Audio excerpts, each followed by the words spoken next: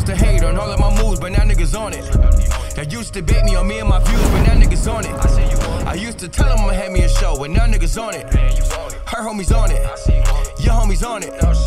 Y'all's the hate on all of my moves, but now niggas on it. Y'all used to debate me on me and my views, but now niggas on it. I used to tell them I had me a show, but now niggas on it. Her homies on it, your homies on it. What's up? What's up? Realest podcast ever. Episode, I don't know the number. Oh, shit. You know what I just realized? Why are you screaming? You know what I just realized? I really had an epiphany. This is episode 200. No, it's not. Yes, it is. Tour was 199. What's after 199? Hold on, do some math here. Hold on. Let me do Yo, it just fucked me up. That's Tour why. was 248. No, 248 in the discography, but not in the numerological. Oh, shit. You're right. This is episode 200. Oh, shit. We some dickheads. Yeah, guess what? Nobody caught that. We got nothing planned for We you. don't got no balloons. We ain't got ain't no chicken tenders and fries. We don't got nothing for y'all, but it's 200 episodes, man. Holy shit. We about to get another badge on Podbean, man. Shout out to us, man. Yeah. Damn. 200 episodes. So, at 5 years and 3 months of doing this, we're now finally on a pace of roughly about 40 episodes a year. Yeah. So that would equate for, what's 12 weeks? That's about 3 months. That's equivalent to, it's like a basketball season. That ain't bad. I'll take that. Yeah. You know what I'm saying? Because once upon a time, we was averaging like 25. We've rebounded from that. This pen before was a bad idea. You're like, man, where you going, man? Call me when you get there. What they got going on? Just get a bunch of shit. Speaking in decoded language. Yeah, you like me yesterday. Like me yesterday. So for those of you that are on the Patreon, number one, thank you. We appreciate y'all for being on Patreon. Yeah. Number two, I was high off my ass. These lights are bright as shit. I was high off my ass. And you know, I would start to make a point, and then Matt would just fill in, and then I would never get back to my point. Like, we would just move on to something else, and that was both shows. So I apologize for being high like that. I listened to the first show. I'm like, oh, this shit is all over the place. Yeah, this is just. It was very scatterbrained, very, very. When we got done, when I started uploading them Jones, I was like, these are Fs. Niggas. These are Fs. Niggas went from discussing bitches out with old white men to Scooby-Doo villains in like 45 seconds. That shit was definitely all over the place. I promise you today will be a much more concise, straightforward show. I hope so. Yeah, we gonna get it together. Yeah, you know what I'm saying? Today. Yeah. So yeah, 200 episodes. We need to. I need somebody out there to put together like a compilation for us. You know what I'm saying? I'll pay you because Dan ain't gonna do it. Yeah. So somebody out there put together a compilation of the best of the first 200 episodes. Dan been smacking straight bets all motherfucking week. I'm surprised Dan is here. You know what I'm saying? Yeah. So somebody out there, and you know, preferably Asian, put together a nice little 15, 20-minute video compilation of your favorite TRP moments over the years. You know, the other day at the casino when I had that little run I went on where I got all the way back after I lost a big hand, I got back to where I was at and then profited with this Asian guy that came to the table. And he had on a short sleeve button up. You know how they wear them. You know what I'm saying? With a tie. You know what I'm saying? With a tie. You know, short sleeve button up with a tie is crazy. It's like the valet parking manager. Yeah. That's that look. It's real weird. But this older Asian guy, short sleeve button up with a tie on, he came to the table and was just, I'm talking about boomeranging chips. Yeah. Like every pot, let's raise it up, guys. Like, you know, he was getting it in. You know what I'm saying? And I hit him with like 2 big hands or whatever. And mind you, he rebought like 3 times. You know what I'm saying? Yeah. And he got up. He's like, I'm not going home to our wife. He said, I'll be back. I go smoke. Maybe cards change. I go smoke. And he walked out and the guy was like, yo, this guy he is action. What is up with him? And I was like, he probably owns a few dry cleaners. And the whole table fell out laughing. It was like, that's some racist shit. I'm like, no, they be owning dry cleaners. Like, what the fuck? They literally have a monopoly on the dry cleaning business. Like, you got a chain of dry cleaners. You know what I'm saying? You can afford to go in here and gamble a couple thousand. You know what I mean? Yeah, I have a nice Italian family that I go to for my dry cleaning. Okay. They're wonderful. They're great people. I go to Zips. On decap? Oh, yeah. I've never been to Zips. Yeah. I see it. They got great brand awareness. You could bring 30 items. That should be $13. I'll be like, all right, bet. Oh, they ship through it. Yeah. You take the shit out of plastic, you like, I'm pretty sure they didn't clean this, but whatever. Whatever. They just hung it up. Hit it with some Febreze. Wapa! Wapa! Trash. Right. This ain't even dirty. He tripping. Wapa! Wapa! You take your shit to the dry cleaner. The dry cleaner was like, man, this shit ain't dirty. Nigga bugging. Put this bitch right back in plastic and handed it to him. Yeah. Yeah, so I remember the one motherfucker, Hollywood Cleaners up north. I took jeans there and I gave them to him, and he was like, did you want starch or no? He's like, did you want crease or no crease? I'm like, oh, what? He was like, I feel like you asked for crease when the slip, but I when I looked, it was like it wasn't creased on the slip. But did you want them creased? I'm like, what did you do to my jeans, man? Nigga handed me, you know them signs motherfuckers be spinning. That's how the jeans look. I was like, why the fuck you do this to these perfectly good $50 jeans? What the fuck is wrong with you, man? I had to stop fucking with them. Finding good dry cleaners is rough. No, that's why I stuck with the one. Even though I moved out of the neighborhood, I'm still using the same ones, man. You go down there for yeah. They take great care of my clothes. The two main, brothers or whatever that's running it, they like on the younger side or whatever. We be talking about cars and sneakers and all kind of cool shit. So yeah, it's like a, it's no generational gap there. Like, I see what you're saying. So yeah, I've been rocking with them for about a decade now. Seemingly, yeah, about a decade. So this is episode 200. This is episode 200, man. Right. Again, no special tricks, no special effects. We didn't even give ourselves anything, but we will get a badge on Podbean. So shout out to that. Yeah. So this is episode 200. Real quick, we got a bunch of topics, a bunch of stuff we want to talk about because we haven't done this format of show in a while. Right. We did a bunch of interviews. Y'all loved them all. Thank you for that. We appreciate the support. We appreciate the viewership, the listenership. The YouTube is going up. Everything is going up. Barb, by far, is the number one. Barb and Ra are the two biggest stars out of this recent run of interviews because they're telling unique stories. They're giving people real life examples, real life information. Ra's helping people make money. And Barb is literally just like a boss ass woman just coming on a platform just dragging and just saying whatever she wants and being brutally honest. And I think that a lot of it connected with our listener base in a different way because they normally don't. The women that we have had on the show in the past don't talk like that. Right. And I think because of that, Barb is a star. You know what I'm saying? It just is what it is. And she has a future in talking, to people for money. Mm-hmm. And it was just a phenomenal episode. And then with Ra, with all of the everything sports betting and all that, it was literally perfect timing. It was right after the NCAA men's finals, right before the NBA playoffs started, like giving people real tangible information, giving people a system, teaching them how to be less emotional and just ridiculous with their bets and be more strategic and straight down the line. Hold on, this is Ready Rock. This is Chad Fain with the Realest Podcast Ever. You're on air right now, sir. Yo, right quick. If I fucking got full coverage, I don't need gap insurance, right? It depends on the market value of the car versus versus what you owe. You may or may not need gap insurance. Just a reminder, you're on air. It was a brand new car. Oh, I mean, if you bought it used, I would just kind of check against like Blue Book, Black Book, etc., and see what's there. But I mean, depending on if you bought the car at a decent number and it already took the depreciation hit because it was pre-owned when you bought it, you probably don't need gap insurance. But normally through your insurance now, they have it where you could just click it on and it's not that much more. It's like $3 a month or something like that. No, I'm asking because one of my rentals, she just got smacked. Oh, okay. She's under my insurance and I got full insurance. So I'm like, if I got full insurance, do I need gap?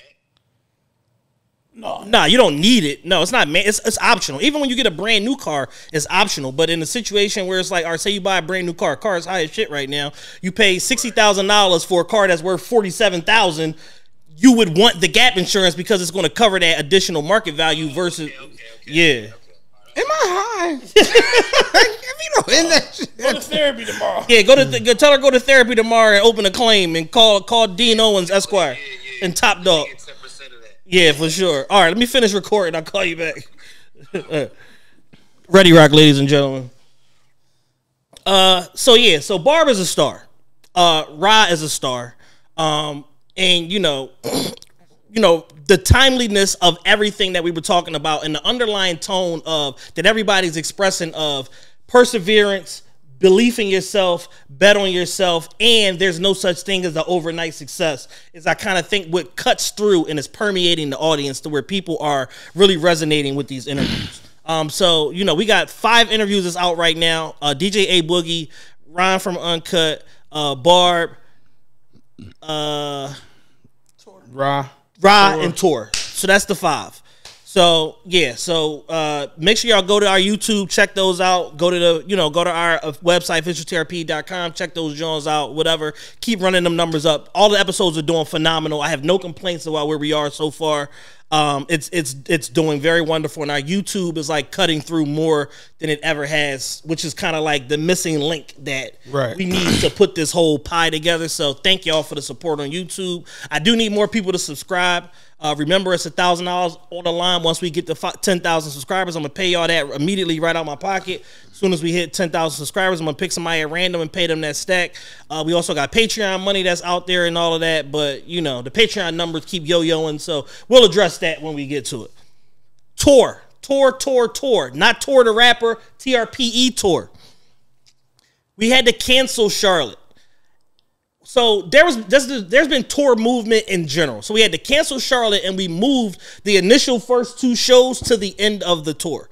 The reason why all of these different things have transpired is because tours get rerouted, things get moved around all the time. Yeah. And instead of us trying to stand pat and try to like just fight against all these other things that were going on, Ramadan, guest conflicts, the Grammys, dope shows, concert, like all of these different things that were in the atmosphere. Instead of trying to just stand pat and fight against those things, it was easier to just regroup, shift some of these dates around, and we lost one all together. So now here's the new routing for the tour.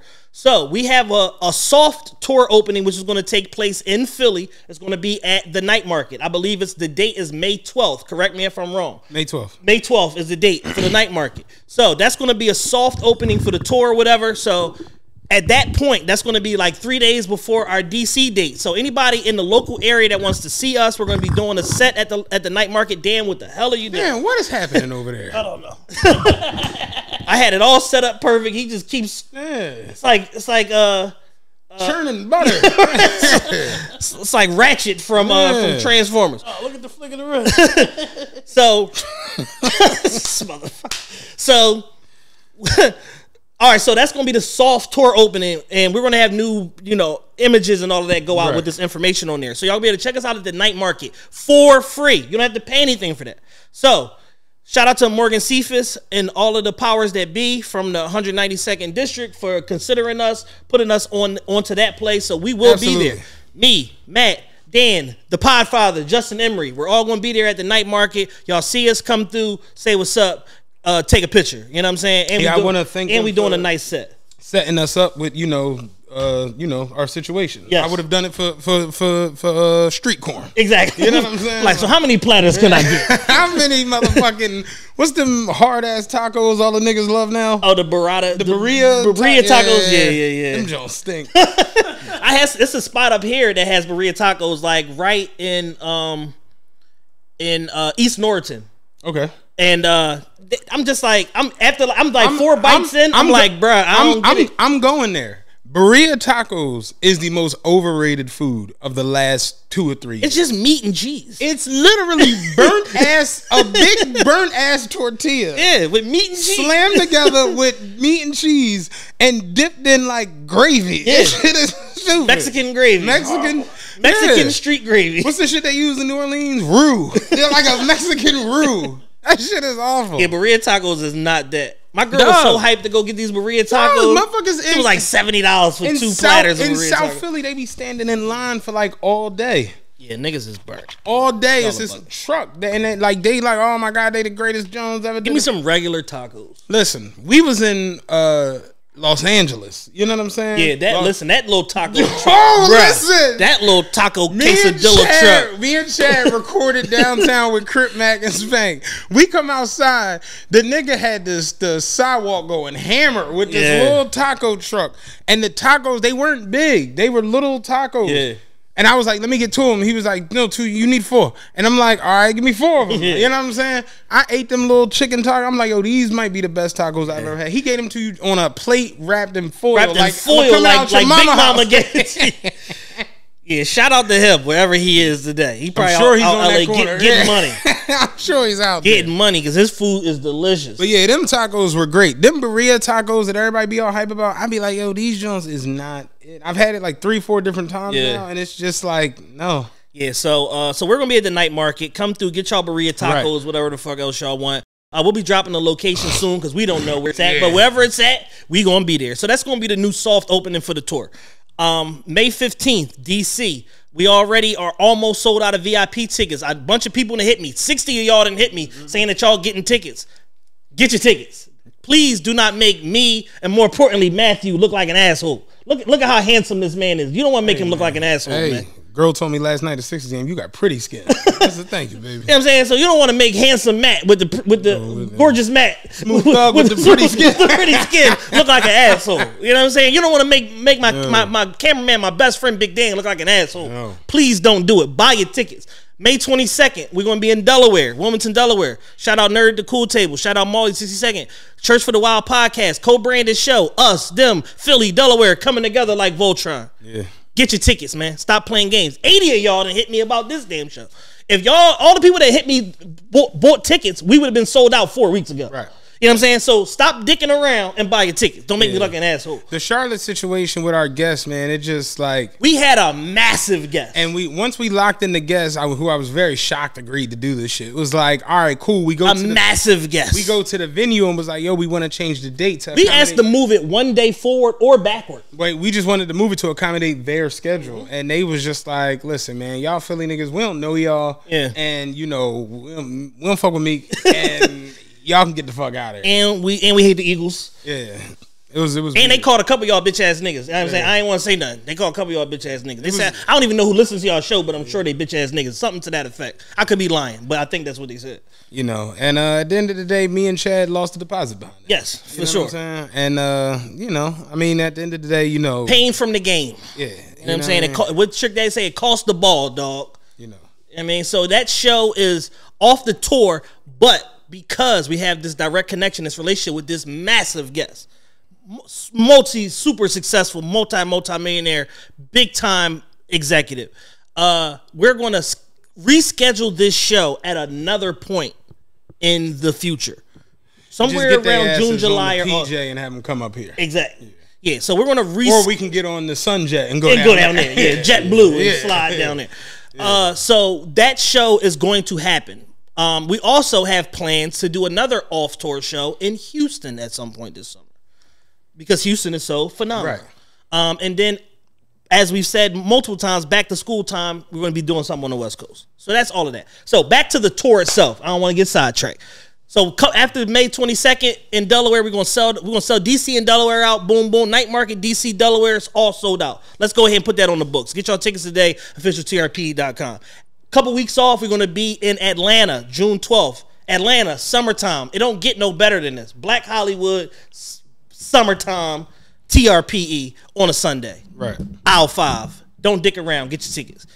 2 weeks later, we're going to close the tour out in New York City at the legendary Knitting Factory in Brooklyn. We have guests in the works for all of these dates that we haven't announced yet. They're all in the works. We're trying to finalize who's going to be where, and this, that, and third. And none of them are AO. So none of them are going to call you titties all show. Yeah. None of them are going to do that. They're going to be real, respectable, reputable, name and face recognizable people. Shout out to titties, man. We ain't seen You know what I'm saying? So that's going to be that. So that's the whole tour. That's the tour. That's it. You know what I'm saying? So we got 5 dates. One of them is free. So I didn't already took 20% of responsibility on it. One of them is free. You know what I'm saying? You know what I'm saying? The night market is free. You just come and pay for your food. The show itself is free. I don't know what else more I can do. Did they give us a time? Not yet. No, a time limit. 30 to 60 minutes. So it has to be at least 30. At least 30. Okay. Yeah, so first one is free. Thursday, May 12th, night market. That one is free. That's on the house. That's on us. You know what I'm saying? That's on us and on 192nd I'm dish. gonna come out there and do some shit. Ladies, give it up for yourself. Give it up for the ladies. Give it up for the ladies. So we're gonna do our best spank. Oh, women be shopping. We're gonna do our best spanking Naeem impersonation for the night market show. You cannot stop a woman. Hamburger. Oh, shucky ducky, shucky. We're gonna come and do a medley of all the Def Comedy Jam comedians at the night market. No, you really just threw out hamburger. The fact that hamburger. The fact that hamburger got a reference on his podcast in 2022 is crazy. Iconic. Then he used to wear like a cowboy Hat with a blazer. With a blazer. He was the cowboy Steve Harvey. He was the cowboy Steve Harvey. Yeah. That did not curse. They had the same aesthetic, same mustache, same stylist, everything. I tell you though, when I watched one of his grandstands from that comic view shit back in the day, that said I went to church. New church is crazy. He said I walked into church. I stepped in the lobby. I saw an ATM.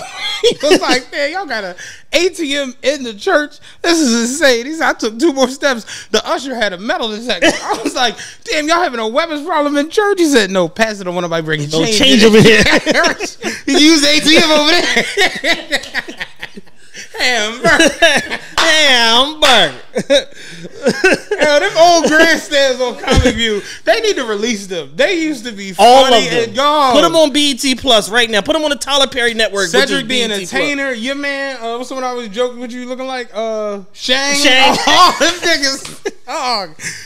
Shang making a comeback. He big as a house now. Yeah, I saw that. Yeah, he trying to come back. You know what I'm saying? Still got that big kufi with whatever the fuck. A turban. Yeah, it's like a Samoan turban. Yeah, he probably should could just diss Nick Cannon the whole tour, and that'd be like, that nigga stole my whole shit. You know, bar for bar. I watched the episode of Wildin' Out the other day. Okay, and it is not the Wildin' Out that I grew up on. Like, it's a full scale production. They've given Nick the keys to the network. It's so like, I mean, like even the comedian people that are on there, it's like. You remember back in the day, it would literally be like Nick Cannon and like a celebrity and like unknown niggas. 19 niggas we don't know. It's like literally like, I'm talking about like celebrities is like just on the team. Yeah. I was watching the shit and like they were on like the third bit, like the third game or contest or whatever.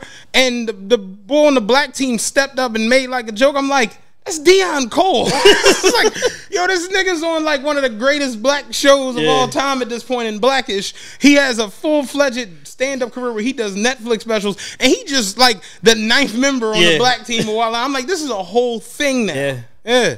It's definitely not what it used to be. Yeah, no, Nick Cannon came back with a vengeance off of his anti-Semitic rant. So congratulations to Nicholas and the whole Wildin' Out staff. They getting a lot of paper over there. Wildin' Out. So I'd go be on Wildin' Out. Absolutely. Absolutely. You know my new favorite thing to do is watch Country Wayne skits on fucking on He's YouTube, funny. Now, he's hilarious, yo. People had this thing where they try to say these internet comedians aren't funny. And I'm telling you, Country Wayne is funny. He's hilarious. Shit. And he do clean comedy. And he involves all his friends and family in like his skits and all of that, which makes it even that much more authentic because they just got natural chemistry and stuff. He's a riot, yo. He's ridiculous. Him, Drewski. Yes. Because people hate on Drewski. We talked about that the other day. And the Supreme Dreams. Them niggas are the funniest niggas. Listen, y'all get y'all props from me. Yes, man. That Supreme Dreams nigga, they're the funniest. Did you see the one where he was like, how it feels to date a R&B chick? No. She's like an R&B singer. So they broke up. Like they was on the phone breaking up. And they got done on the phone. And she had a diss track about him. So the diss track come out. And he's watching this shit. First he heard it. Like his man played it for him. He was like, yo, I think she dissing you. And she just like, you in them dirty sweatpants with no pockets. And he had on sweatpants with no pockets. And he like, no, man, what the fuck? And his homie like, yo, I don't even think she talk about you. Nigga, I got on sweatpants with no pockets. This stupid and shit like that.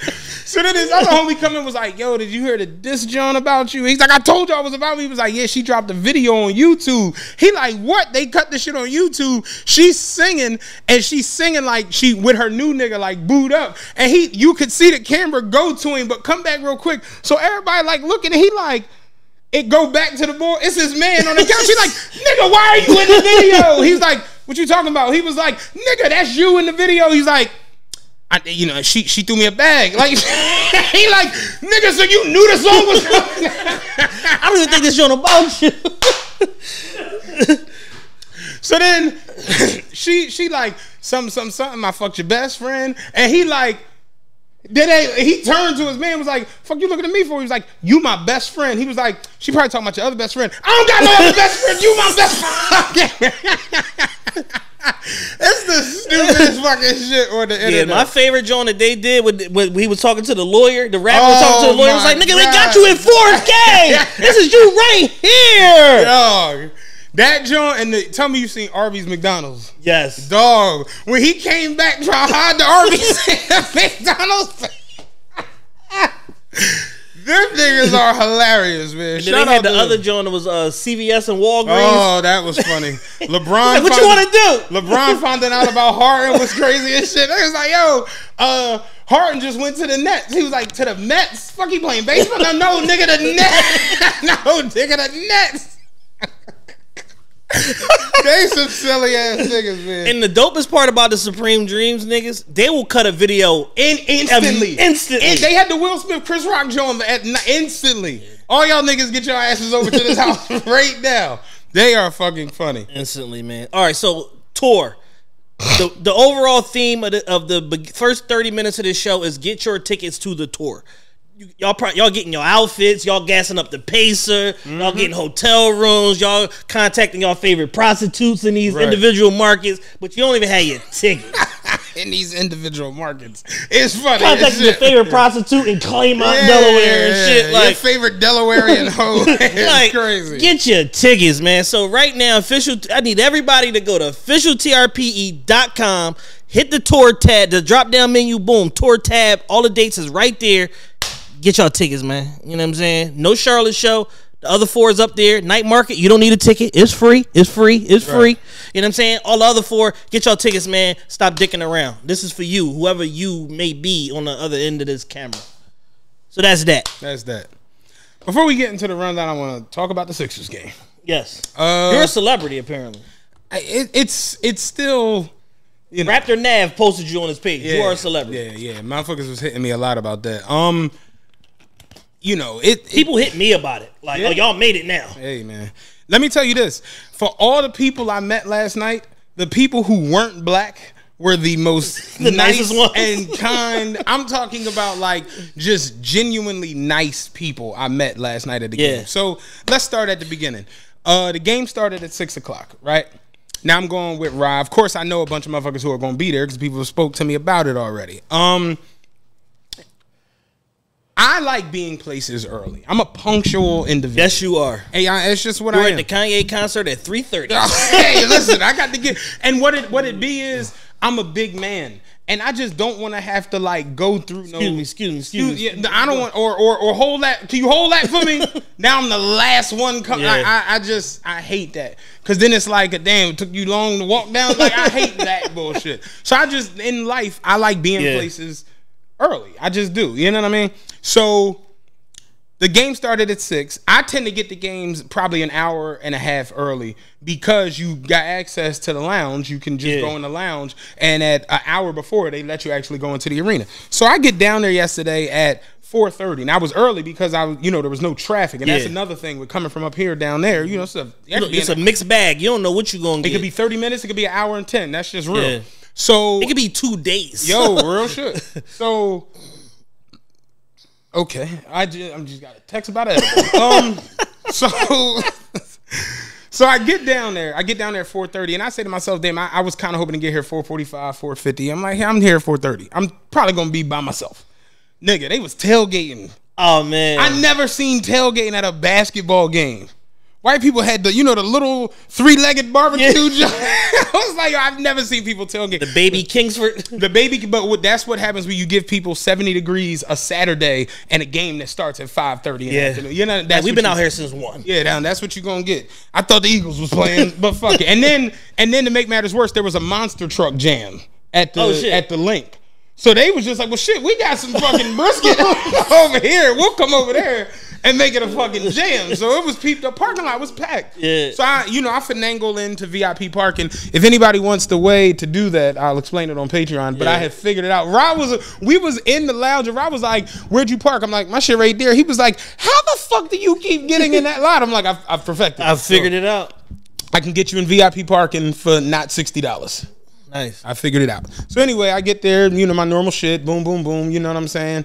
Flashing bullshit credentials, boom, I'm in VIP parking, you know what I'm saying? So I park, I see the lines, I'm like, I'm not getting out of the car. Now, mind you, my car is literally parked at the stadium door entrance. Like, that's where they let you park at. So I'm just sitting right there, like, all I gotta do is get out and walk in the fucking door. So I'm chilling. Finally, they start letting people in. I'm like, all right, cool, get out, go in. I go into the lounge, right? Very easy getting in the game yesterday. The white chick was being a little annoying. She was walking around with the laminate. Oh shit! Like she was walking down the line before they was letting people in. Let me see this. No, you ain't got you ain't got to go in. Yeah, don't even go that way. Right. So I get in. I go to the lounge. Rod's like, yeah, I just hopped in the shower. I'm like, he says I'm on some Chad shit. I'm like, all right, cool. Well, I see you second quarter. You know what I'm saying? Holla back. So I go sit down. I order some food. I look up. It's a white guy. He sits next to me and shit. White guy with his, I don't know who he was with, but it was white guy sits down and I'm looking at him like, oh shit, it's Klein from Klein Inspector. You know what I'm saying? So he leans over to me and was like, yeah, I really like your hoodie. What is that? TRPE. I'm like, it's my podcast. He was like, oh, okay, your podcast, that's decent. And I'm like, yeah, it's interesting. One of my homies actually works at your law firm. Well, I don't say homie because I'm just one of my great friends. One of my great friends. One of my great friends there. You know what I'm saying? One of my fellows. Yeah, right. One of my what they call them? People you go to college with? What's the technical term? Undergrad. One of my guys from undergrad. You know what I'm saying? So he was like, really? I'm like, yeah, Dunbar. He was like, oh, any friend of Dunbar's friends of mine. Come on, let's get a picture. So I'm like, all right. So he takes some pictures or whatever. And I'm like, how I get him? He was like, just put your number in my phone. Save it in my phone. Takes my number, texts me the pictures. I'm like, you're one of the biggest lawyers in the Just by happenstance. Yeah. So he texts Dunbar, was like, I met one of the guys at the game, says he know you. Dunbar's like, yeah, that's my guy Matt. Real great dude, real great. He's a good podcaster, real great guy, whatever. So he turns was like, Dunbar vouch for you. I thought you were kidding, but pulled your file, nigga. Shout out to Tom. Everything Klein. came back clean. Yeah, pulled your file, nigga. He was sitting right in front of me. He's super cool. He's always the fuck there. So whatever. Dunbar was there too. I'll get to that later. So then I ordered with the waitress food. Come boom boom boom. I'm sitting there, so I'm chilling. I hear it's like a little bit of a commotion going on, like, and I look up and I'm just like, I see the turban, I see he's walking like it looks like, remember Punjabi NC video? Yeah, that's how it looks. So I'm just like, oh shit, that's the bull Raptors bull Nav and shit. So he sat at the table right in front of me or whatever. Yeah. So he looks over, was like, TRPE. What is that? I was like, it's my podcast. He's like, oh, podcast. I like that. I like the way they did the logo. Come. Let's take a picture. And we started taking photos or whatever. So I'm like, oh, let me get the rings on camera. He's like, put them on. He take the finals ring, put it on my ring finger, and take the Hall of Fame. The finals ring is 3 pounds. That shit was like, I'm not gassing it, dog. That shit was heavy as I was watching Moon Knight last night on Disney Plus. It looked like the damn amulet that everybody is fighting over. It looked like that. That John heavy as fuck. And his John, it's the one Drake got, the super custom John, where it say North across the shit, and then they got the joint in the middle. His John say, where it say your name, it say Superfan 95 on it, and diamonds and shit. I'm like, yo, that's fly as fuck. But yeah, we took pictures. He posted me on his gram and shit. You know what I'm saying? He was super fucking friendly. So Ra like, what the fuck? I want to meet. I'm like, get your bitch ass down here. So he went back to sit down, and people are like, yo, do you know him? Because he wasn't really super in the ring. Yeah. I'm like, I don't know. He saw my hoodie and was like the hoodie. And Rob was like, yo, you have the most people gravitate towards you. Like, what the fuck? And I'm just like, yeah, the shit just, I don't know. Yeah, I still don't really, you know what I'm saying? But yeah, he posted, shout out to him, posted me on his gram, everything. And I got like 87 followers. Okay. Canadians, all kinds of shit follow me. We big in Canada now. Big in Canada. I got a live show in Canada. Right. I don't know how I'm gonna get in there. Yeah. Me and Dan gonna have to drive. These twin felonies we got. Yo, dancing and Drake emails talking about, hey, look, I heard 305 in my city where you mentioned custom trouble. Like, YG said something about real who do you shit. love about getting me in. Yo, real talk. So I'm chilling there, whatever. Finally, Rob pull up. It's about 10 minutes to game time. So we chilling, talking. We go into our seats at that point. Go out. They had Meek ring the bell. You know what I'm saying? Meek was sitting there with P-Mon, Garci, and Earn.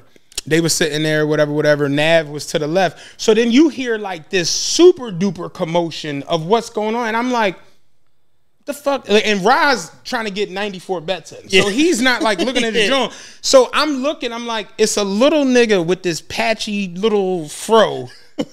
And all the niggas are as big as Dan and all have on TMT. So I'm just like, big niggas, TMT. Little guy. Little nigga, look like he losing it. I'm like, oh, Floyd is here.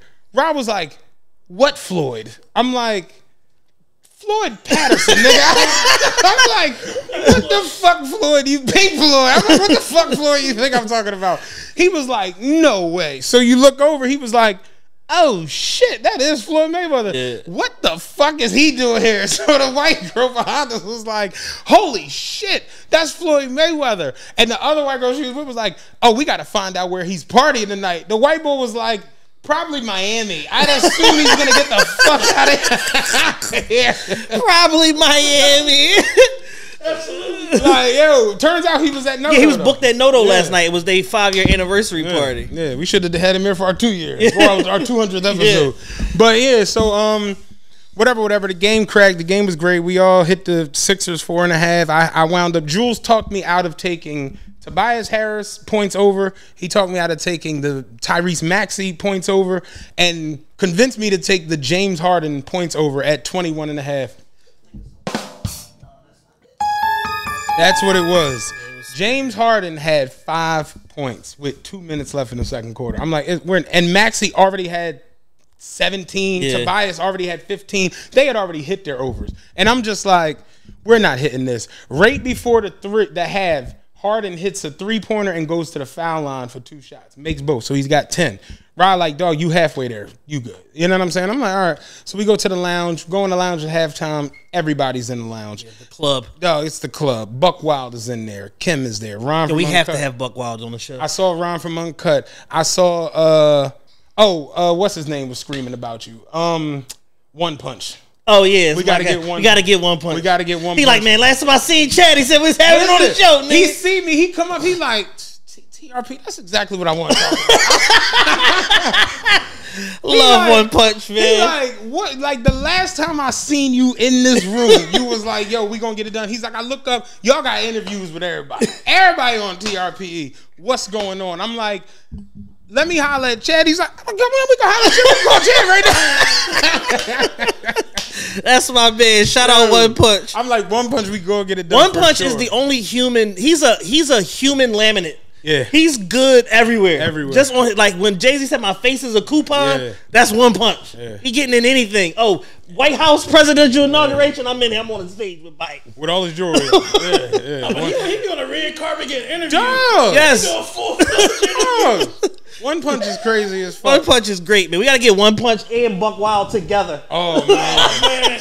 You That's talk about classic. lightning, yeah. I real talked to shit. Mikey Yoda. I talked to Mikey Yoda the other day. He's tired of Ron's shit, first and foremost. He said, Ron, let it go. Yeah. So that's the first thing. And then number 2, he told me that Buck Wild is the official ambassador to the city of Tampa now. He just come down there and just do whatever he wants. Oh, He shit. said, Buck come down here on a Wednesday. I don't see the nigga until he leave. So shout out to everybody involved, all my old homies. So yeah, we get into the joint. The game is flowing. Scotty Barnes fucked his ankle up, right in front of us and shit. Yeah, like he was crying when they took him up. I'm like, that shit ain't new. Yeah, that don't look good. All in all, though, the game was very fun. It was very lit. Go back in the lounge, bringing up Dunbar again. I see him, and this white guy comes up, and he's drunk as shit. I thought it was like one of Dunbar's like lawyer associates. You know, I'm cool with the people at the firm. You know what I'm saying? Right. I'm plugged in at the firm. I don't know if you know. You know what I'm saying? So I'm I thought it was like just like a junior lawyer that was just, you know, having fun for like he was like trying to get us to drink. He was like, "Come on, bro, drink with me, bro." You know how them white boys. Yeah. Come on, bro. Like, what you doing, bro? You gonna drink or not, bro? I'm just like, yo, I'm not drinking, dog. Like, I'm about to go play poker. We going to casino. Like, I don't get on when I'm going to do that shit. That shit is like work. You know what I'm saying? He's like, fuck that, you work? What the fuck? Dad, you work? Fuck that, you work? Are you crazy? I'm like, yeah, man. Got an inheritance, man. Trust fund. So Dunbar's like laughing and shit, whatever. So I'm just like, I ain't want to like tell him like, yo. So then he like grabbed Ra and like got like caught up in his dreads. He was like, oh shit, this is real. Like to the dreads. I'm just like, all right, you gotta go. Yeah, whoever's man you are, so you're done. Ra tapped me like, let's slide, because I'm going to knock this fuck out. Get banned from the fucking Wells Fargo for knocking this white man out. The whole time, I just don't want, because mind you, I'm talking to Dunbar, I'm talking to one of his man, it's like George, or I think his name is George, but he always see him, he a lawyer, and whatever, he done took pictures with us and for us and shit. Yeah. So I'm just thinking it's one of his junior associates, whatever. So, speaking to Dunbar this morning, Dunbar like, did you know the guy who was super drunk? I'm like, you mean he don't work at your firm? He was like, fuck no, I never seen him in my I thought that was your man's. It's like the boy I Need Money on How High. I thought you knew him. Never seen him ever. So whatever. We get up out of that. We go up in the grill. We see Marv T. Whatever. We up there chilling with them. At the fourth quarter, we come back because we missed the whole third quarter just walking around being a part of the mix or whatever. Because that's really what it is now. It's an event. Yes. And basketball game is like third. You know what I mean? So we come back down. James Harden has 17 points, right? So I need 5. They call Van Vliet with a technical. I'm like, bet. So Harden shoots the technical. Who you going to send on the floor? Yeah. They send Harden to shoot the tech. I'm like, he hits the technical.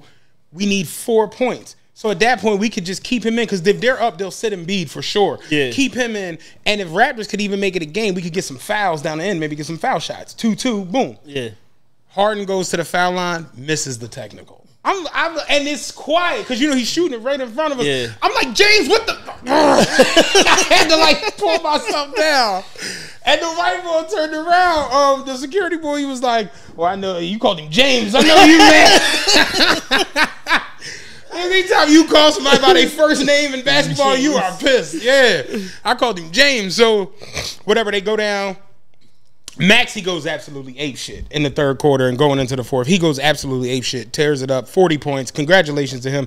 The youngest person in NBA history to have 40 in a playoff game next to Michael Jordan and LeBron James. Yeah. That's a dope list to be on. Shout out to Tyrese Maxey. Tobias last night played great. Another over in points we Thanks, Jules. Yeah, thanks a lot, Jules. So anyway, we got James Harden. He's got 17 points. He comes down, he gets fouled. Like I figured he would. He goes to the foul line, makes 2 foul shots. He has 19. We need 22. Yeah. I'm talking about it, the time felt like it was just evaporating so fucking fast. I look up, it's 6 minutes and 43 seconds left in the fourth quarter. The Sixers are up 22. Yeah, like they're gonna pull this motherfucker. They go to a timeout. I tell Ra they're pulling them, right? Ra's like, yeah, like Doc is a bad coach, but it's no reason at this point they're coming off the floor. They come out of the timeout. You know who walks on the floor? Tobias, Maxey, Harden, and Embiid. I'm like, what the fuck? The whole starting 5 walk back out on the court. Right? Like, this is the shit I be talking about with Doc. This is the dumb shit he'll do. He's a really bad coach, man. They come in the game. James Harden court Van Vliet on a switch. Rob was like, here it go. Harden swoop, step back, let it fly. Bang! And you didn't realize it. So many people in our section had Harden's over in points. So when he hit it, everybody lost it. The dude next to me was like, we've been up 20 since the second quarter. What the fuck are y'all talking about? I'm like, dog, we all had James Harden over. You know what I'm saying? He was like, I couldn't figure it out. I'm like, yo, the Sixers are blowing them out. Why are these guys pissed? And he was like, it was messing me up because y'all would only get upset when the Sixers would score. And I'm like, yeah, because Harden kept passing the fucking ball. Right. It's not the guy scoring we want to score. Harden, he had like 17 assists yesterday. He was just dishing he was Rocco. going crazy. Yeah. But all in all, the game was fun as hell. Like I said, I met What's the next game? Tuesday? Monday. And they were reminding people left and right, Monday, you got to wear your mask again. Damn. Yeah, we're back. The guy in front of me, he was like, he turned around when he was going in. He was like, I'm a doctor. And, you know, I just want to, like, they're not going to listen to me. So I'm going to tell you. You're about to put 20,000 people in this building today without masks. Doing it on Monday saves an absolutely no. I'm like, right. I'm a doctor, so I'm down with the science and all like, that. you know, this isn't preventing any is fucking stupid. thing. It's stupid, man. It's just you know, leftist political nonsense at this point, man. It's just like you can't cancel and uncancel a pandemic, a virus as you see fit. No. It's like, oh, that shit was canceled for 48 days. You know what I'm saying? But y'all just having too much fun. Y'all doing too much. The virus is back reinstated. And you know what y'all treated the virus like? Y'all treated the virus like it was like snow. Like we might get it. Right. Projected. Partly cloudy with a chance of COVID. Yeah, that's how it became. Hey, you know it's supposed to snow this weekend, so you gonna go get your shovel and your rock salt. You know, niggas all be at Home Depot buying the cheapest shovel they can find. Like, I seen a nigga out there shoveling snow with like a digging shovel. Dog, I was out there I was so damn bad. I waited till it snowed to go get the shovel. I bought a spade. I bought a spade. I'm like, this is for a garden. Yo, nigga look like a field hand out there shoveling fucking snow. Dog, I seen a nigga using a straight like a spade, like exactly, one of them. That shit is crazy, man. For those of you that don't know what a spade looks like, that shit is like, it's like longer than the average fucking shovel. It's skinny as shit. Yeah. You gotta scoop the snow from the side and throw it over your shoulder. It's like a machete. It's like a machete with a big ass stick in the middle of it. Real talk. But yeah, like I said, the game was fun as fuck.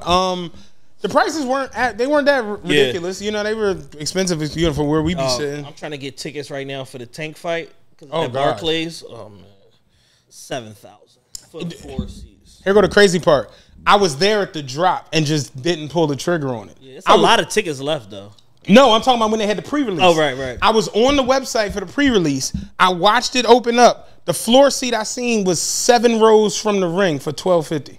Oh, that's nothing. And I thought, and I just did, because I was just on the tip, like, mind you, I hadn't left work yet. Yeah. I was just like, I'm not going to that shit. But I seen it and was just like, $12.50 for the tank fight. I kind of rather, if I could do an Easter Conference Finals game, I'd rather do that. Yeah. And then I thought about it after I, like, left the queue. I'm like, I'm a dickhead. Why did I buy that fucking 2 tickets? It's Tank and Rolly. I have to be at this fight, man. Like, me and Rye actually last night was like, we going to Spence Crawford.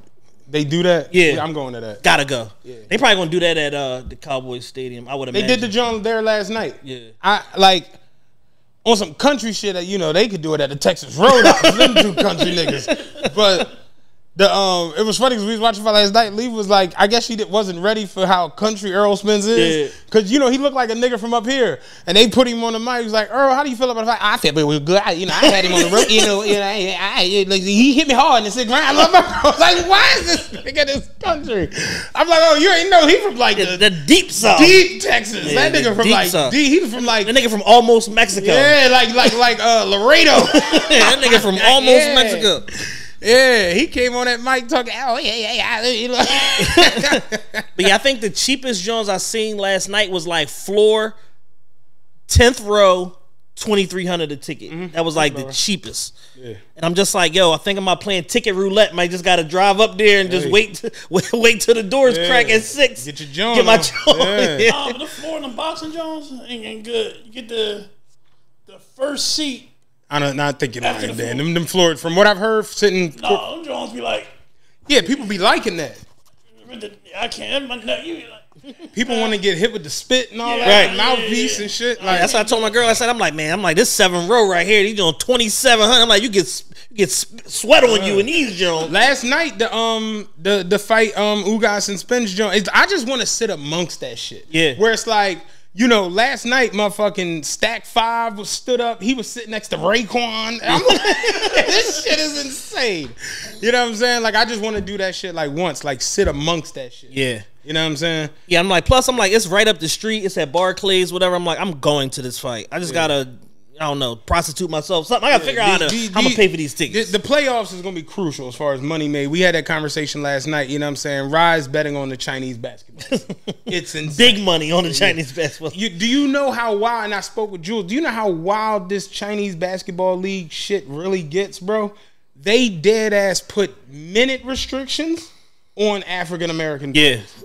Like, you can only play a certain amount of minutes. And you can only have a certain amount of them on the team. Yeah. It's crazy as fuck over there. But yeah, the playoffs is always crucial because, you know, you kind of just find your Jones. I'm saying it here. I said it on the Patreon yesterday and the shit hit. I said the Sixers winning by 5 and I said the Grizzlies over. I'm betting every Grizzlies over with Minnesota. I'm betting every one. Minnesota Grizzlies over gonna be my first bet. Listen, the over-under yesterday, I got it early. I got it at 234.5. By game time, it was at 239. They finished with 137 to 110. 113 to 137, I believe. So that's what, 260? Don't give me the line. Hold on. 113 plus 137. 250. So they just hit it. 250? No, you're missing what I'm saying. Hold on.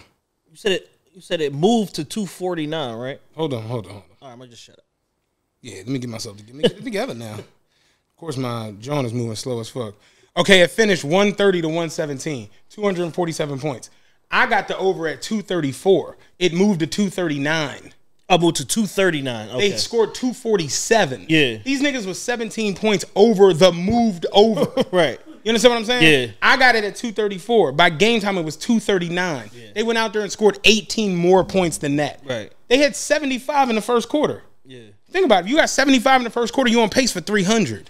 You know what I'm saying? Like I told Rod at the end of the first, I'm like, oh, that over's in the bag. Like, think about it. If you have a 75-point quarter, you literally can have 20-point quarters for the rest of the game. You're going to hit the over. You know what I mean? So I was like, that's in the bag. And that's what I was telling him. Like, Memphis and Minnesota, there's no defense. None. Everybody's, it's just like Cat had 30.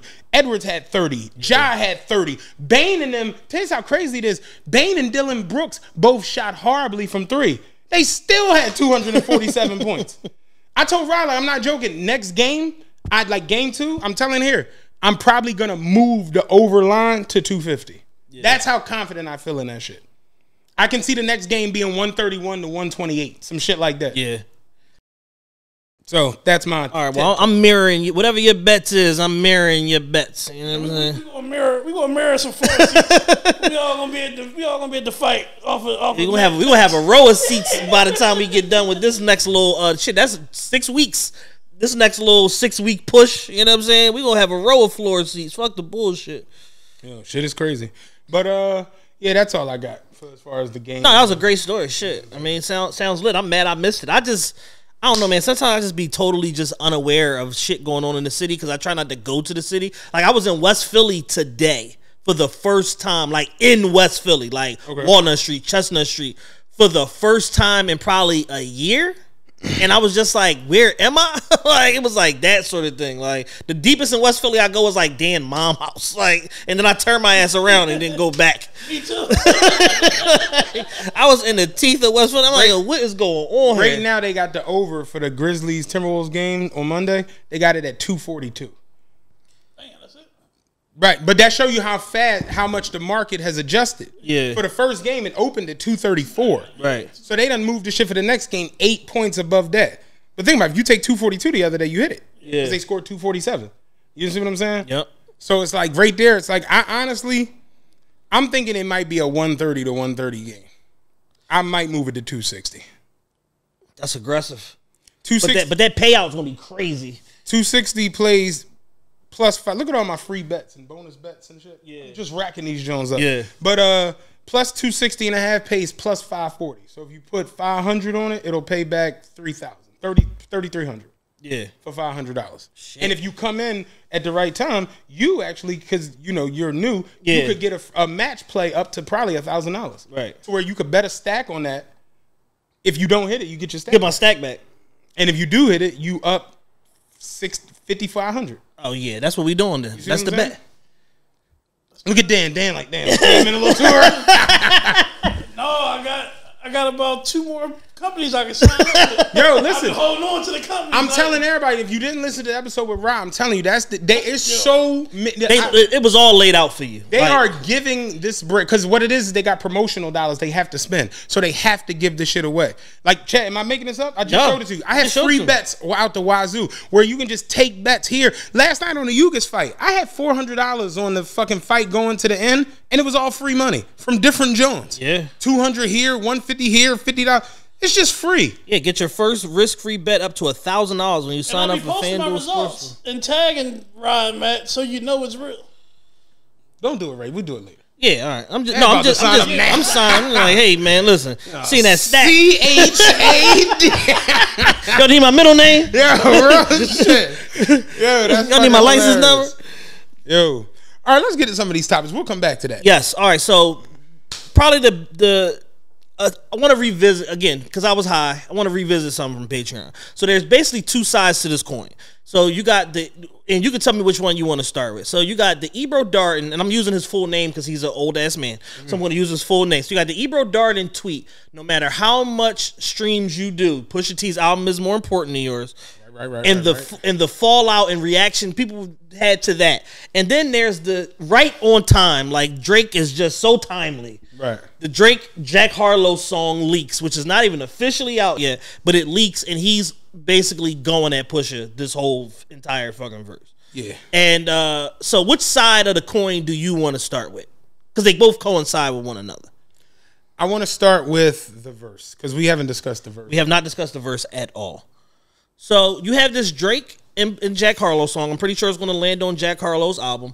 And DJ Academics pointed this out. Drake's timeliness. Drake is always like in the right place at the right time. When somebody's about to make that ascension or got some record that's bubbling or whatever that just needs a little bit of OVO on it, Drake is right the fuck there to fan the flames and get that situation going where it's at. And I knew when I saw them together I think it was in Turks or whatever they was together. I'm like, I know there's music coming out of this. There's going to be like a whole bunch of stuff because Drake understands like the culture. Right. Drake, like people like Drake, Future, Young Thug, Meek, understand the culture probably better. Dirk, add him to that list. Understand the culture probably better than anybody. And they know how to pick their spots and take something that's like other people might not be paying that much attention to and use it to their full advantage. Right. So the Drake and Jack Harlow collaboration is a phenomenal record. It's great. But what everybody's taking from it is the bars that are 100% going at Pusha's. Nobody else he could be possibly talking. And yeah, you're the lyrical breakdown guy, so I'll rely on you because people have been asking for this lyrical breakdown since the song dropped. Drake is the double entendre king of rap. At this point, you could argue it. I personally wouldn't listen to it. That's my take. Yeah, like I haven't heard anyone do double entendres better than him. Hove is very good at it when he wants to, but he doesn't do it all the time. Wayne was probably the best of his era. Yeah. You know what I'm saying? J. Cole's pretty good too. J. Cole's Jones is like, it's almost like it is, but it ain't. Yeah, he's as much as I love J. Cole and I love this version of J. Cole probably better than any J. Cole that's been out there, he still telegraphs his shit a little bit. No, not even telegraph, but like even him saying like, I'm thinking we should dip like the Cameron era. That's not necessarily a double entendre. Yeah, it's like it is, but it is. It is, but it ain't. Yeah. You know what I mean? Yeah. He does that. Like he had lot. one on the London song with Bia, where it was like same sort of deal. It was like it's a double entendre, but not really. Yeah. It's like it depends on what side of the J. Cole coin you fall on. Like when he said, if you a big stepper, I'm a landmine here. That's a double entendre. Yeah. You know what I'm saying? That's just the J. Cole verse that's coming to my mind. That new Jones with Wale. But like Drake's Jones, where he says one thing and it means that.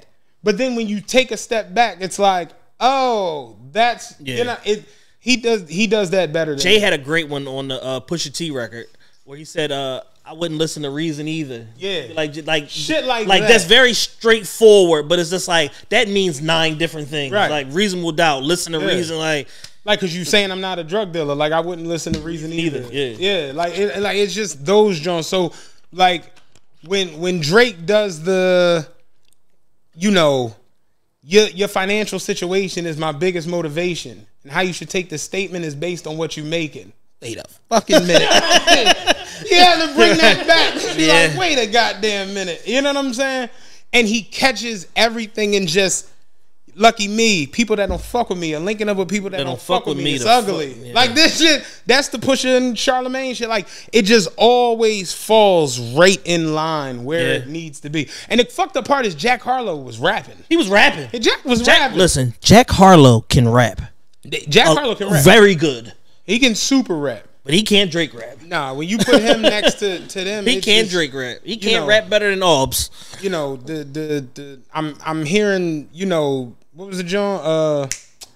All I'm hearing is plug talk from Middlemen. Yeah. All I'm hearing is tall tales from Little Men. Like it's all of them joints, and it's so subtle and it's so disrespectful. But then it's just like, oh, I caught what he was doing, but then he went over there in the same, you know, like. And then when it's like, then when you like watch the Pusha and Charlamagne interview, and Pusha's finally at 62 years old, finally admitting that, like, well, yeah, I mean, you know, I was helping out, like, you know what I'm saying, in so many words, like I wasn't on Tony's level, you know what I'm saying, like even in him dissing Tony, he still got to give Tony his props where he like, yeah, no, I wasn't doing nothing nowhere near, you know what I'm saying, what Tony was doing, but I was a vital component to the organization and da. And it's like, yeah, but y'all Pusha fans don't want to hear that shit. Right. Like but yeah, the verse was it was Drake being Drake, you know what I'm saying? Yeah. Proving once again, like, you know, I'm at the top for a motherfucking reason. You know what I'm saying? And you know, he has those Jones. Like, did you hear Champagne Poetry where he was like, Champagne Poetry, these are the effortless flows, supposedly. Something else is controlling me. Under pictures live some of the greatest quotes of me. Under me, I see other people that claim they over me. Like, I don't even know if people, like, he really was like, Champagne Poetry, these are the effortless flows, supposedly. Something else is control. Like, he threw the start to the next line in at the end of that one. Right. To where if you don't really think about it, you know, you don't catch how fast that goes into something else. But that's why Jay Electronica was on Twitter like, this nigga Drake is the greatest rapper alive. And people were like, Jay Electronica, shut your bitch ass up. Yeah. He ain't rap nothing better. And Jay Electronica's literally in his comments arguing niggas like, no, y'all don't get it. Like, did y'all hear Champagne Poetry? Yeah.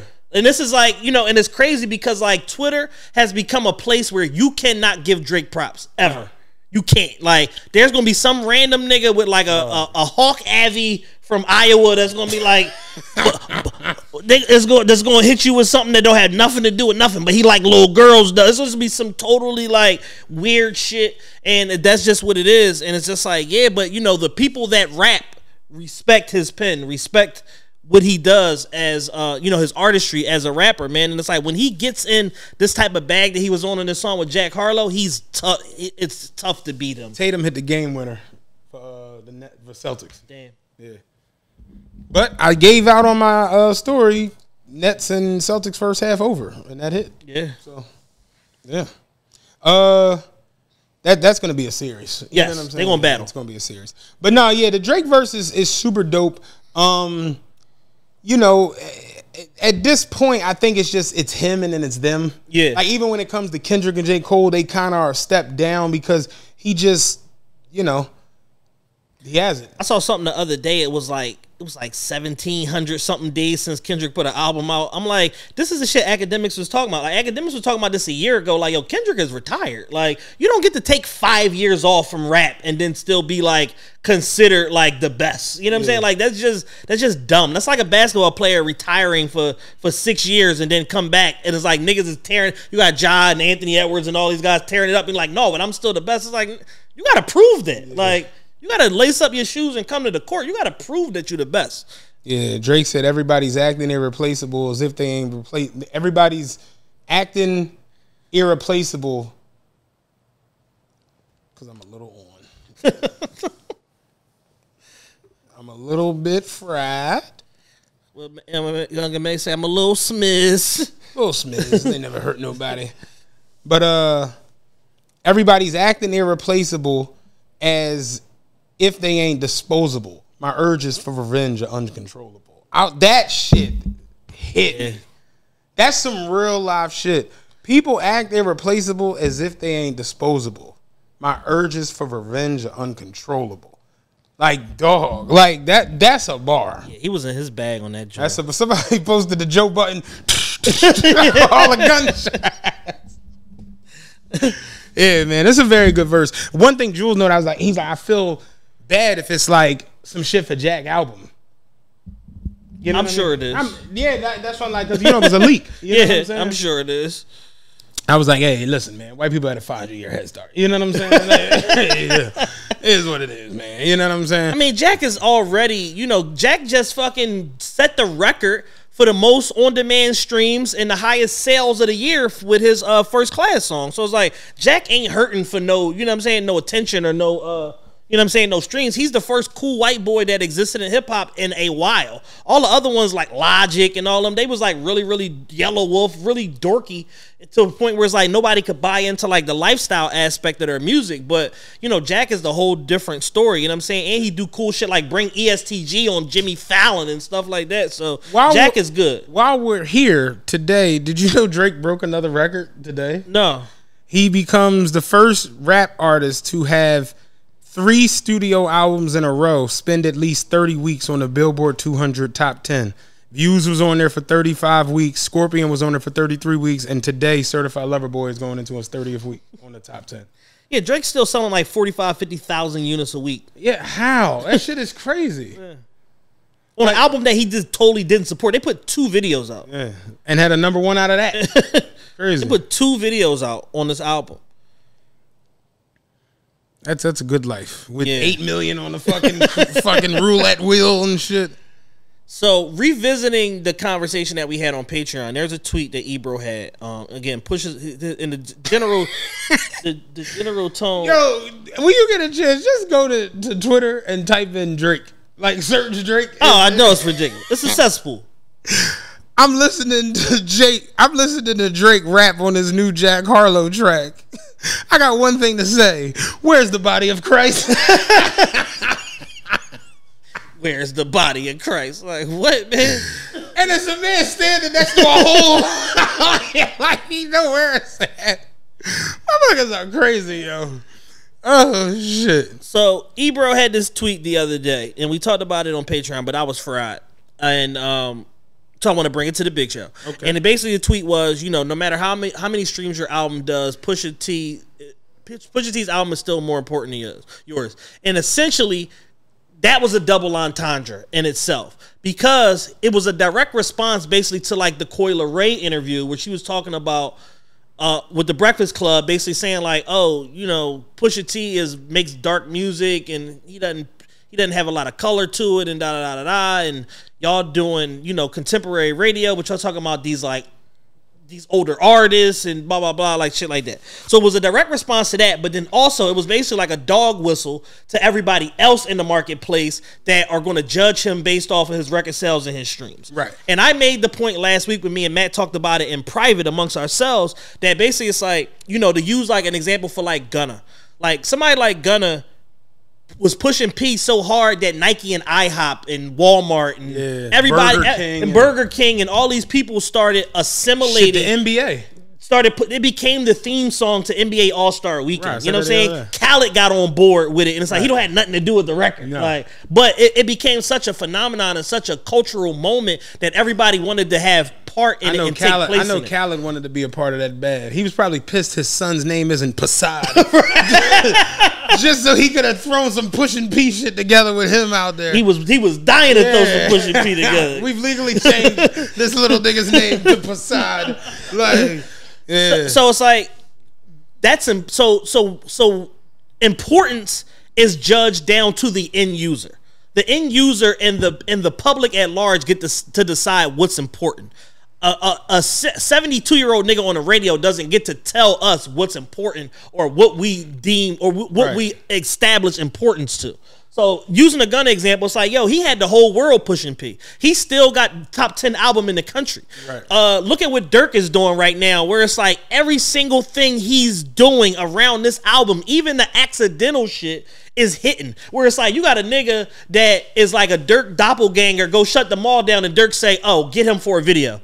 Send Jerry down there, write a treatment, go do a video, blah, blah, blah. And the shit hits #1 trending on YouTube. Wait, they got the fake Dirk in a video? In a video, yes. The fake Dirk made it. He made it. I'm dressing up like Ross. Fuck it. So it's like fake Dirk got out there. So it's like Twitter's like, if Biggie was still alive, I'd have had my dog.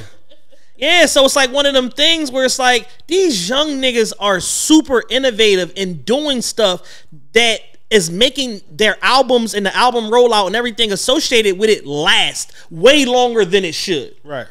And so for an old shit, Drake got a 9 times record off of a fucking Shiggy dance. See what I'm saying? See what I'm saying? Y'all thought Shiggy got a $500,000. Y'all was about to have Shiggy tied up in grandma's basement, him and the cat. Remember y'all thought Shiggy got a check for that? Yeah, no, because Drake gave Shiggy 500. You know what I'm saying? I seen the 500.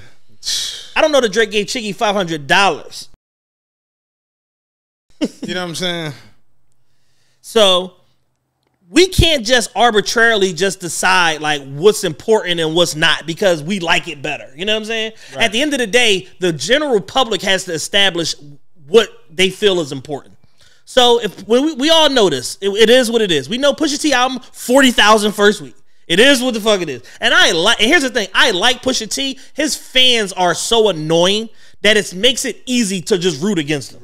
Right. And it's one of those things where it's like, yo, there are other people in the marketplace that do the same thing that you do that make this adult, contemporary, grown-up hip-hop that reach higher heights than you, that kind of outkick their coverage with less pop and circumstance attached to it. Take somebody like Royce. Royce just puts out great albums over and over and over again. Prime with DJ Premier, The Allegory won a Grammy. Like, and he ain't got Kanye and Jay-Z and this person. He doesn't have all that shit around him that's propelling him to 40, 50,000 units in a Grammy win. It just is what it is. The music is so good that it just resonates with the people and the committees that give these awards out to where he's always mentioned. Right. Whereas Pusha, it's like you got to do all this. I rap the best to Pharrell and Kanye beats, and I just wish nobody else would ever use their production because they don't do it the way I do, and create these bullshit narratives that are like, you don't have a song in your catalog better than the Lord. What the fuck are you talking about? Like, Kendrick watched you on your own song. Like, so it's like the delusion and they just broke down the the Kendrick nostalgia verse and the numerology attached to that and how he broke down all the 9s and 10s equal to 1987, which is the year he was born. Like, niggas are aliens out here. Like, it's certain niggas that like, and even with Kendrick, like, we just made a point about him being semi-retired, but when he was active, he was busting niggas' asses. He bust Jay-Z ass on Bitch Don't Kill My Vibe remix. Like, he was out here busting niggas' asses. I said it on Patreon. When Nas dropped Illmatic, it fucked everybody up because it's like, why is this nigga this far ahead of us? Yeah, he's 16, 17. Yeah. Why is this nigga rapping this fucking good? It doesn't make sense. Like, so it's like, you know, when you only paint with, you know, white, black, and gray, it's hard to make the case that you are better than some of these other artists that ability is literally right where yours is, and they have more in their wheelhouse. They have more tools in their tool belt than you have. And niggas like Drake, niggas like Cole, niggas like Lil Baby is just really just kind of styling on the whole game at this point and just doing whatever they want and it's connected. Right. Whereas you gotta set everything up. All your ducks gotta go in a row and be completely structured to sell 40,000 units. Yeah. And it's just I look at Pusha T like Hollywood Hogan. You know what I'm saying? Where it was like, you know, the run from the back in the day with the yellow and red is probably over. Now you got this black beard and you with WCW, but they about to fold. Right. You know what I'm saying? But you gonna get yours while the getting is good. You know, and it's like we remember you for back then, but you not close to the top right now because you still doing that one leg drop. Yeah. You know, like yeah. that's real. Yep. Where it's like, yeah, like when it comes to the coke rapping and all of that shit, Push is probably the best. But my thing is like when it come down to it, like making an album, you're not better than Jeezy. Right. At least in that time, like Jeezy got 3 albums better than everything you got. Yeah. That's just being real. Ross, same thing as far as talking drug dealer lifestyle. Like I don't think Pusha T has an album better than TM 101 for sure. No. The Recession The Recession for sure. Yeah. And we could realistically throw TM 102 out there or the USDA joint. You know what I'm saying? It's and like, 103 was excellent. 103 was good. I wasn't a crazy fan of it got delayed because Jeezy was in a weird headspace at the time. Whatever, he was scared to put music out and shit. But once it finally came out, I was like, damn, this shit is actually good. But like when you look at Jeezy's career, when it come down to like, Push got great features. I'm not taking that away from him. He got New God Flow. Was that his song, or was that Kanye's song? I think that song just kind of came from. Good music album. But what's a good feature he got? What's the joint on Kanye Dark Twisted Fantasy? I thought he had the best verse on that. Oh, Runaway. No, the one with everybody. Oh, Soul Paul. Soul Paul. I thought Pusha T had the best verse on that. You know what I'm saying? Yeah. Like he's got great features, but I don't think he got a feature like how Jeezy got Boys in the Hood. Right. Where you know what I'm saying? And that's dope boy shit. Yeah. If it's taking too long to lock up, bring Bring it it back. You was showed anyway. Bring a stag. Yeah. Or feature Like, to the point where it's like somebody like Wayne, where he gets added to the fucking wasted. No, I was more so just talking. Oh, just coke rap. rapping. Okay. So all it's right. like you look at it where it's like you don't have an album better than anything Jeezy. Well, not anything, but like Jeezy's best albums, you not fucking with. Jeezy's features that are like the memorable joints of his career, like again, like how I just named that, how I like Better Believe It. I don't think you know what I'm saying? Like that's a legendary jump. Shit, the All the Air record with Bankroll Fresh, and that was a Jeezy record. That was a mixtape jump. Yeah, like, you know and it turned into the lead single from was it Trapper Die 3? Trapper Die 3. Yeah, turned into a lead single. Yeah. It was a mixtape record. He was just trying shit. Like, you know, so I'm not all necessarily thinking or believing that when I hear people go off on it. And the whole thing about importance, like I said the other day, importance is measured culturally more than the commercial side of things, right? So yeah, commercially you might not be more viable than Gunna or Lil Baby or Young Thug or whatever. But when I look at Pushin' P and what that record did to solidify Gunna as a top dog, for where they're at with making money right now for Young Thug, it's just like you're not about to tell me how this song you gonna throw out where you reference Meech's Tigers is gonna be more important than that song who is like. That song might have created generational wealth for like 30 people. Yeah, they sold the most records in the history of 300 Entertainment first week. You see what I'm saying? Like, that's important. You know what I'm saying? The company that just got sold to WMG, Lior and Kevin and Google's company, he had, like, they did enough in the Fetty Wap years and the Migos years and all of that to be able to warrant selling the company for $400 million, and then Gunna right after the sale of the company comes with the biggest selling album in the history of the company, and it's just like, huh? You know what I'm saying? So how can you say what is and what ain't important when these young niggas is out here kicking ass and making history?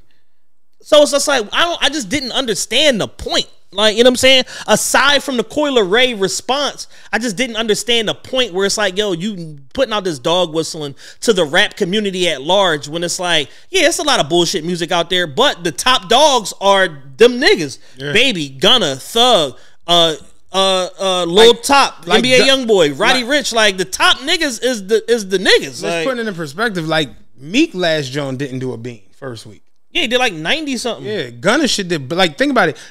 Lil Baby's My Turn record did 197 first week. Gunna did $150.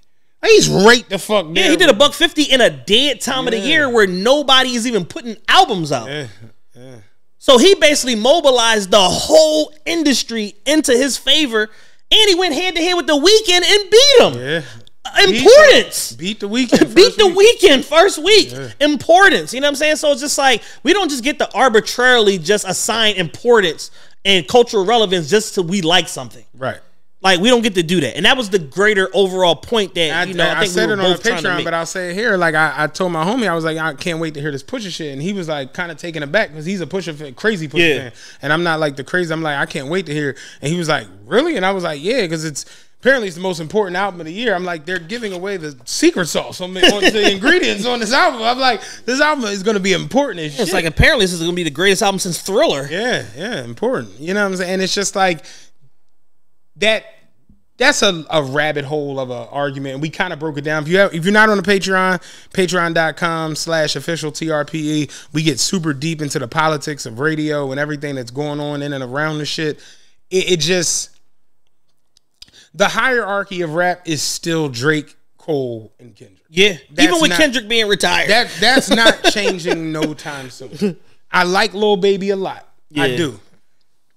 It's still a minute before you can catch Cole and Drake. Yeah, I mean, Lil Baby would essentially have to double what he's already doing. And I'm not even talking about fuck the numbers. I mean to where, like, when you drop, everybody gravitates towards it. And that's the part people miss. Where it's like importance. When Drake, like, not trying to be funny, that unreleased John could come out today. Next week, it's probably going to be the number in the top 10. And they're going to sell 600,000 units. It's going to hit every metric. And that's what I mean. Like, when it comes to importance, people who hate Drake go and check Drake out. People who hate Push is not checking. They're not listening. Out. I promise you, they're not. They're not listening. I call people right now. I know for sure. It's like, yo, you gonna bang that new Push? I don't really listen to that. Like how Corey LeRae was like, yeah, I mean that's dark. Like, you know, we ain't really. Yeah. But when Drake dropped, the people who hate Drake listen first. They gonna listen first. They gonna have their reviews up at my review will be up at 12:28. Okay. I got the whole album breakdown. I want to get in there before all the Drake fans wake up and start, you know. Album 50 minutes long. Album an hour and 20 minutes. 22 minutes. Yeah, this is the worst shit I ever heard in my life. Like, it's crazy. Yeah, I skimmed all the songs. They all suck. I watch that shit on Twitter all the time. The people who you know for a fact hate Drake know the lyrics. Mm-hmm. They will quote them Jones. What the fuck was he talking about when he said that? How you know he said that? I've seen it where my own friends who, like, you know, got whatever music affiliations and shit that they got, the Drake album come out, oh, y'all gassing it, y'all hype, da-da-da-da-da, and then 3 months later, they like, I mean, maybe this album is a classic after. It's like, it's always the, like, and it's just like, yo, y'all don't care about looking like hypocrites all the time. They whisper, they're just jumping out the window. They scream out your failures and whisper your accomplishments. Straight up. That's just how it go. They can't wait. We spoke about that on the second Patreon episode when people just can't wait to see you be done. To the point where they will start backing and getting behind any ball going up a hill they can to just be done with somebody. Not trying to be, you think Charlamagne and them like that the biggest artists on the planet will not come talk to them? No, they hate it. Fuck no. They'll do anything around it to point out the fact that he's not coming. Mm-hmm. I'll go interview Pusha in some random warehouse to point out the fact that Drake will never talk to us. Right. I will walk on a Scottish mountain with Kanye West because I know. At the height of the Drake beef. Yeah. I know I can't sit with this man. That shit burns them the fuck up. Yeah. You know it do. Because it's validation as a media personality, like who you're able to pull and talk to. Like Academics right now is talking about he got a Birdman interview that's done. And he's just like, man, he's like, I'm so excited. I can't even talk about it, but like, it's the greatest shit I ever did. You know what I'm saying? Because it's like, when you get certain people in front of you, like even as much shit he popped on Big Facts, they didn't even do everything that they could have done with that interview. That shit should have been way bigger than Birdman just popping up to the studio with a sweatsuit on. Like, that shit should have been like how he did his joint with Angie on a yacht. It should have been that. Even if you're going to lie to me for 2 hours, Bird, let's do some lavish shit because you are Mr. Lavish. Yeah, like if Birdman say, yo, I'm coming to TRP, we ain't doing it here. We ain't doing it here. No. We ain't doing it we ain't doing none of that shit. Dan, you got to put on socks. You know what I'm saying? We doing this shit for real. We going to do this shit big somewhere big. Yeah. Yeah. For sure. Yeah, you know what I'm saying? We renting something. we bringing the somebody had a fly ass Sprinter van out front of the stadium last night. I want to get one of them Jones. Yeah. Rod like, how much are they? I'm like, they be like $150. He's like, shit, we could buy one. And I'm like, calm the fuck down. The fuck we gonna do? We ain't even gotta finance that. Right. You know what I'm saying? Let's put it in the circumference. Just driving each other to the store. I got to see this next game. Yeah, I got to date tonight. Take me down to Chart House. Steve Will Do It just got his parents a Sprinter. He got him the Winnebago joint with the bathroom in it and all that shit. The extra large joint. White bitches, they was like, "You guys coming?" I'm like, "Family man, I can't do it with y'all." Yeah.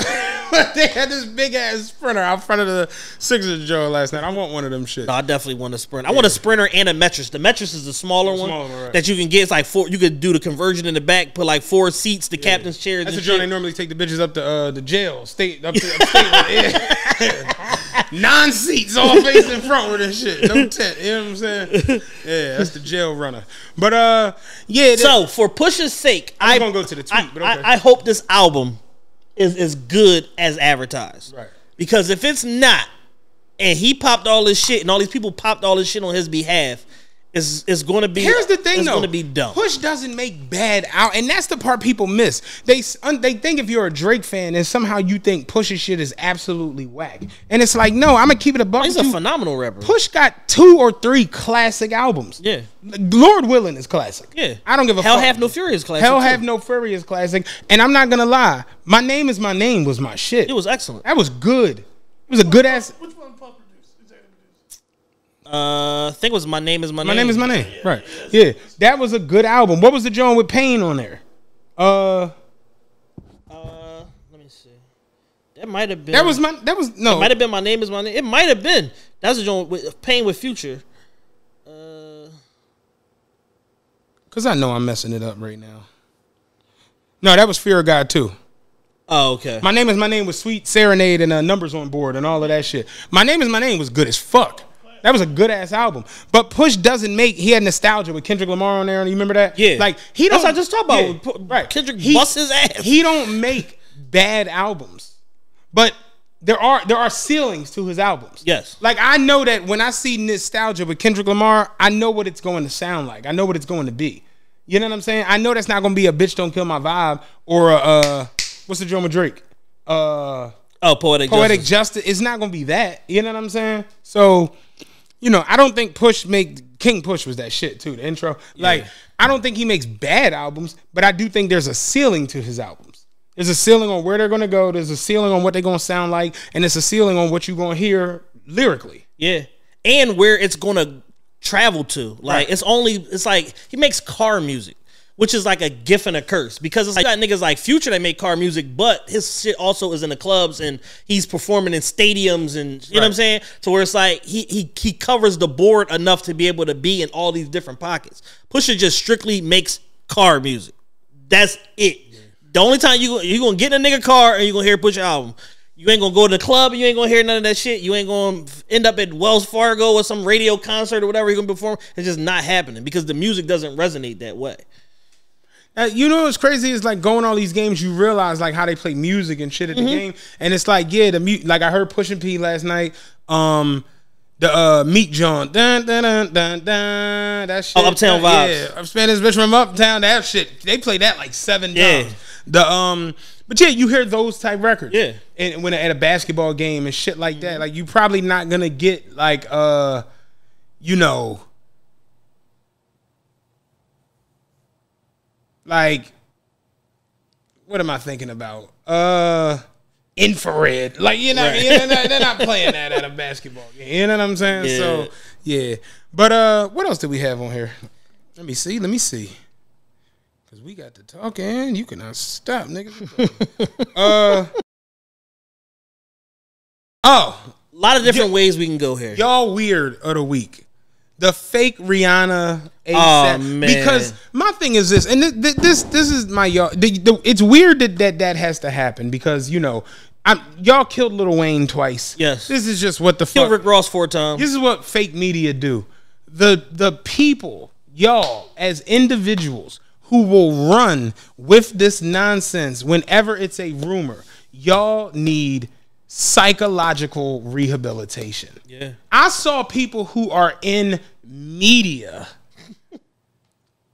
going on and on and on about that. There was whole YouTube channels that talk about like relationships and shit like that was dedicated to talking about a fake story. Yes. Where they're doing a 7-hour stream about a fake non-story. Yes. So y'all are crazy. Y'all are crazed. Y'all are weird as shit. So I'm gonna say this. Do you know A$AP Rocky? I never met the man. I've never met the nigga. I've never met him. All right. Seems like a nice enough gentleman. I'm going to say this. I'm going out on a limb. All right. I'm gonna say Rihanna. If you ask 30 random men who are of the culture, you don't want to go and get, you know, Tim the Tool Man. You know what I'm saying?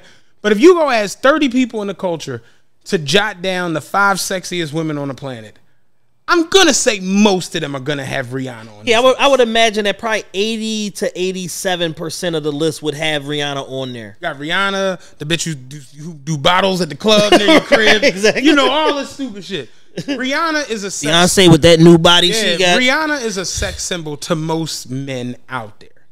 On top of her being a sex symbol to most men, she is now worth almost $2 billion. In counting. And counting. She just got the 3rd round of investing going back into Fenty. They're going into everywhere. Yeah. She's a multi-billionaire and is one of the sexiest women on the planet. Yes. And she has your baby. And, you know, the A$AP shit might be over. Right. All right? Yeah. I'm going there. Yeah. A$AP to fuck that up would be a damn fool. Yeah, that's literally like, it would be like the Stedman fumbling the Oprah bag. And like, not trying to be funny. At this point, A$AP Rocky has to learn how to make plantains, cabbage, all that, whatever the fuck Learn how to be a good house husband. Yeah, you can't start no arguments. You don't go through her phone. Yeah, it's whatever you say, babe. Whatever you say, babe.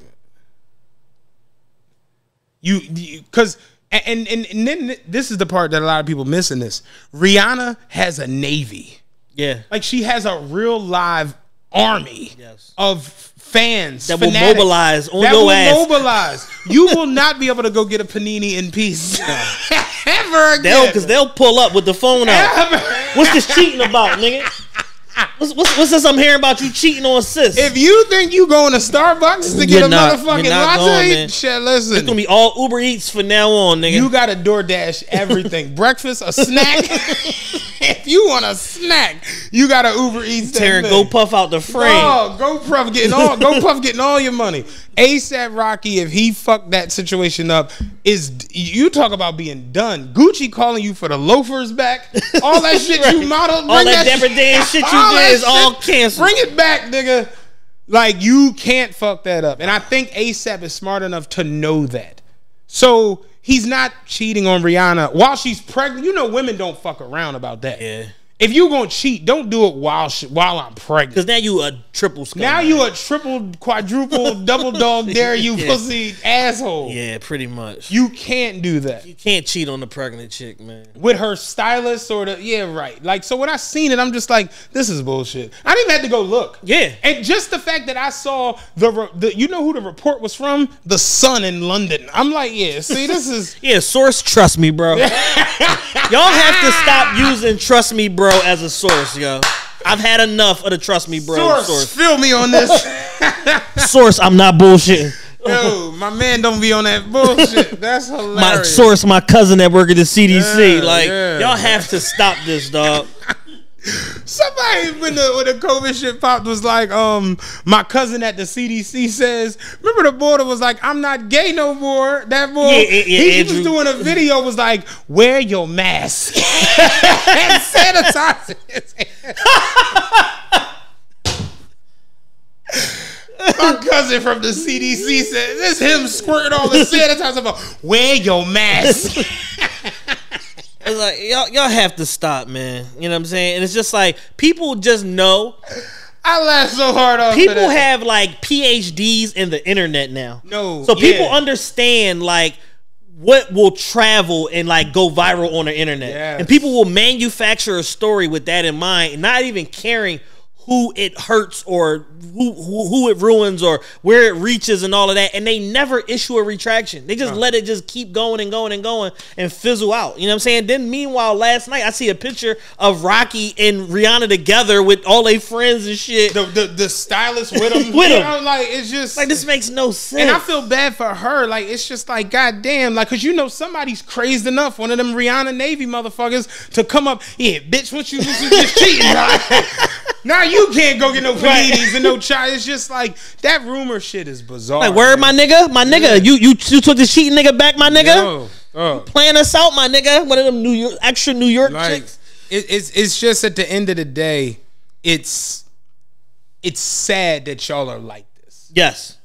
Like, on That's both a perfect sides. way to put it. The creators of the rumors And the people that who run with it. Yeah. Y'all are all weird as shit. You remember when do you remember on Twitter? You might not have been on at this time. You remember when all the girls got catfished when there was a fake version of the baby and they was all circulating his porn, his dick video or whatever, and it turned out not to be the baby. The baby, they was going on this shit for like hours. Oh, I'm just all these trollops was online going crazy. Oh, the baby. Oh man. Da, da, da, da. And then the baby got online, was like, yeah, I don't even take no dick pics, no dick videos. Y'all weird for that.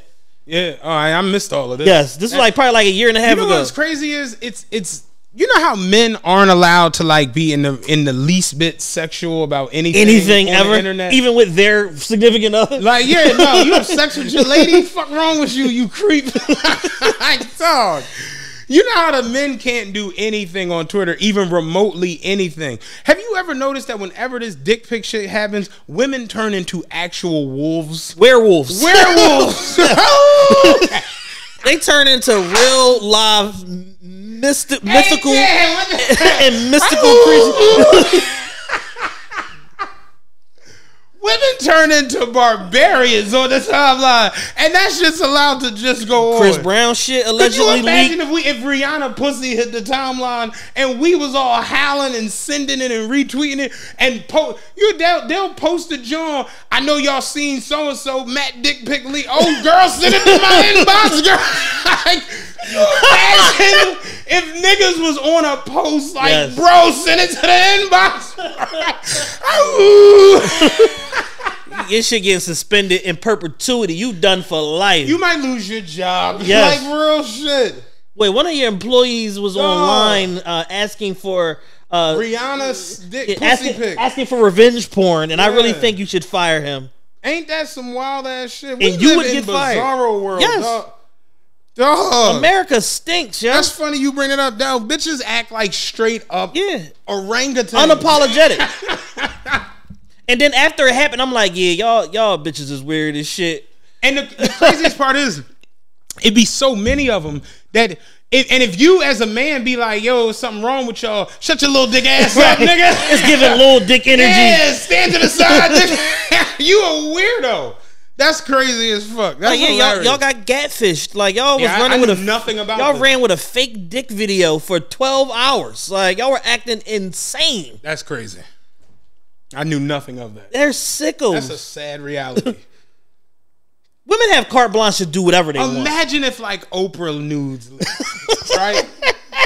Like, look, let's say Oprah and Gail got on some. They both took ecstasy. They had a sex tape. Yeah, and we like, yo, send the Oprah and Gail Joan, bro. Oprah Joan, we would be finished. Even if just for curiosity purposes. Even if it didn't turn you on, you just wanted to see for curiosity purposes. You could just tweet, yo, I need to see that Gail and Oprah Joan. You're done. Yeah, 9,000 quote tweets. No likes, no retweets. No likes, no retweets. All quotes. You weird as shit, boy. People atting your bitch. This your man right here. This what y'all be doing in the crib? Yo, dog. That is crazy. I guess you want to see B. Arthur's sex tape next, nigga. Yeah. Predator. Yeah. Very funny the other day. Did you see Hello Dolly, Jermaine? Did you see his video of him walking into the church? Yes. And I was like, this is how Sherman Hemsley walked into Amen. So I actually found the Amen theme song video and posted on my story. You will not believe how many motherfuckers was hitting me like, yo, I never even knew it. What is this? And I'm just like, what the fuck? Where do y'all live? So Carl commented on it, was like, yo, bro, you took it back. They don't know about that amen. And I'm like, dog, amen. I'm like, it pains me just how many people in my mentions, in my story, have never heard of this show or didn't know about the show. I'm like, and it's so crazy because you know they filmed it in Philadelphia. Yeah. Carl was like, bro, the only amen they know is Drake and Meek. Shout out Pastor Carl with the good, clean, wholesome joke. I was dying off of that. The only amen these fools know is Drake and Meek. I'm like, yeah, real talk. Like, you ain't lying. Yeah, real shit. But yeah, y'all weird, man, for that Rihanna ASAP. Let them people live their life, had a baby, ASAP collect his fucking child support. Let them. Yes. Yeah. Yes, I agree. Yeah, y'all strange. All right, so I got a double header here. Okay. Another two-sided coin story. So, transgender inmate impregnates 2 women in New Jersey prison after somebody in the state legislature fought for the legislation to get passed in order to put transgender inmates in whatever prison they identify in New Jersey.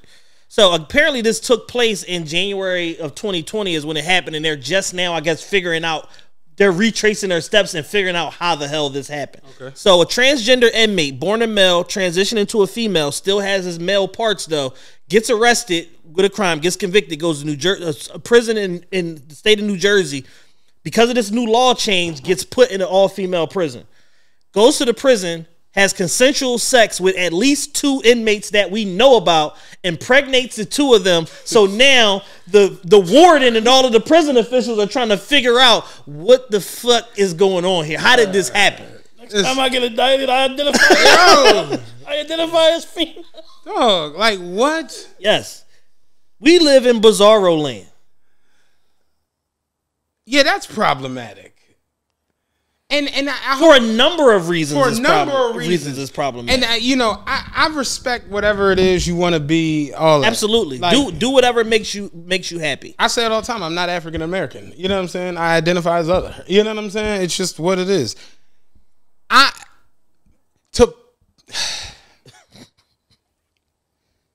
You can't put someone in a female jail with male genitalia. Bruh.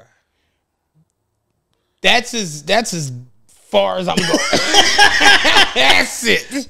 All right, I'll just read the news. Because most of this shit is cancelable. That's as far as I'm going. I'm going to read the headline and the initial bullet points to the story. 2 inmates at All Women's New Jersey prison are pregnant after they both had sex with the same transgender inmate after local ACLU chapter won battle to house trans inmates in women's prison. Here's the bullet points. The pregnant women are housed at the embattled Edna Mahan Correctional Facility in Clinton, which New Jersey governor announced plans to close. It is unclear if the women who had sex with the same transgender woman, Edna Mahan, houses 27 transgender prisoners and over 800 cisgender women. So, that's a bunch of them. It's not even just an isolated incident. Okay. This potentially is literally just going on all the time. It's just one big old orgy is basically what we've turned the jail into. 827 inmates, 800 cisgender women, 27 transgender. Y'all are bugging in New Jersey. No, not 800 cis. Yeah, 800 cisgender women. Oh, okay. I thought I heard something else. Genetically born women. I thought it was saying 800 trans women. Oh, no. 27 like, trans. This is wild. Like it was 1-to-1. It's going down. All right, more bullet points. The correctional facility began to house inmates by gender identity last year after reaching a settlement in a lawsuit brought by a trans woman in ACLU. Edna Mahan, the only women's prison in the state, does not require transgender inmates to proceed with reassignment surgery in order to be housed. So like Dan said, all you got to do is identify and you in there. I'm in there. In recent years, Edna Mahan has grappled with reports of widespread abuses and systemic failures. 10 prison guards face criminal charges stemming from an alleged assault on inmates, including a transgender woman, in January 2020.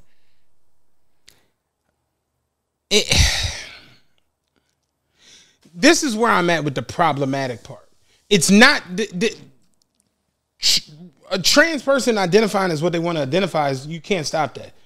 Going to a female prison...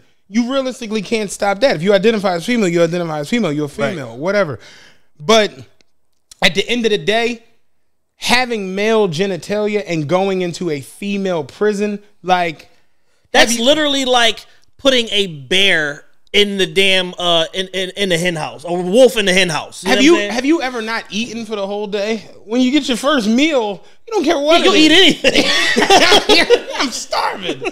So it's like it was funny because Paul Mooney was like, white people go out hunting and they try to trick animals. Like animals ain't smart. He's like, white man got a fucking duck noise maker. Duck know you ain't a fucking duck. He was like, white men go get hats with antlers and hide in the bush. Deer, no, ain't no fucking deer. You ain't no damn buck, nigga. He was like, imagine you go to your grandma's house and it's a werewolf doing the dishes with her apron on. He was like, imagine you go in the Chinese store and it's a shark with a winter coat on waiting for chicken wings. You're not going to that fucking Chinese store.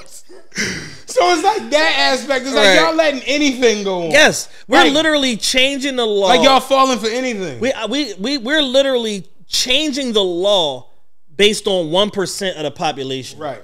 Like 1%, the 99% got to capitulate to what the 1% want. Mm-hmm. And it's like Kev made the point. We was having this, this conversation, debate amongst us a couple weeks ago about like the hate crime legislation and this. That was a very, very good conversation, by the way. And we was shout out to y'all real quick. I meant to do that when it happened. Shout out to y'all. This is why I appreciate y'all. He felt you was wrong about something. You felt he was wrong about something. Yeah. And both of y'all came with information, facts. And at the end of it, we all walked away learning something. Yes. To the point where I didn't even have to comment. Right. I was just... You just watched. Yeah, but it never got fuck out of here. No. I ain't coming to your birthday. It was never none of that shit. And it was just like, it ended and we just went on to the next thing. Yeah. And everybody walked away amicably. Like... Yeah, with some new information and a new perspective. Shout out to y'all, man, for being... Black kings that could actually come together, have a discussion where people feel like they got points and bullet points that aren't necessarily what the other person has, and everybody at the end of it was I was like, this was beautiful, y'all. Like, this was fly. Like, shout out to y'all about that. Yeah, so we were just having this conversation about like, different legislation and stuff like this and blah blah blah. And it's like, yeah, there is hate crime legislation that basically protects everybody. But my perspective on the argument is, if you have a law that protects everybody, essentially it protects nobody. Because if you have something that's so broad, you have something that's both broad and specific, it doesn't cover enough ground to be applicable. So that was the overall argument. So as it relates to this conversation that we're having right now, you have a situation where you're trying to make laws that appease 1% while impeding on the rights and the overall quality of life for the 99%. You can't do that. And a lot of like transgender legislation and different stuff like that as it relates to like sports and then like this thing in prison is essentially an attack on women's rights. Because like it's like almost like if you a cisgender woman, you gotta bend to the will of what these transgender women want. Right. And not to say that they shouldn't have fair representation in the law and all of that, but it shouldn't be at the expense or the behest of natural born women. Is my thought process on the situation. I agree with that. Like, you know what I'm saying? I think that's just the most fair, straight down the line way to look at it. My biggest issue is you're basically putting fucking what Patrice O'Neal said, you're putting salmon dipped in honey amongst grizzly bears. Yeah. At that point, because it's like you're talking about women in a state prison where you might not get sex in that manner for decades. Yeah. Depending upon what you in there for. You know what I'm saying? So it's like, yeah, you put a trans woman in there that still has male genitalia. It's like, get it popping. Get it cracking. Turn into a smack battle. You know Let's get it popping. Smack. Don DeMarco. Whole lot of Don DeMarcos going on in themselves. You feel me? Yeah. And then where it's like, when you see the headline like, yeah, the governor is planning to close this prison, it's like, yeah, motherfucker, like this, I could just read I didn't have to read the article. I just read the bullet points. This is so problematic. I honestly feel like that's a avenue us as like free civilians probably never really think about, where the dynamic of prison. Exactly. That has probably shifted. Yes. You know, because of the whole trans explosion. Yeah. Well, it basically sound like gangster rap. like drill music.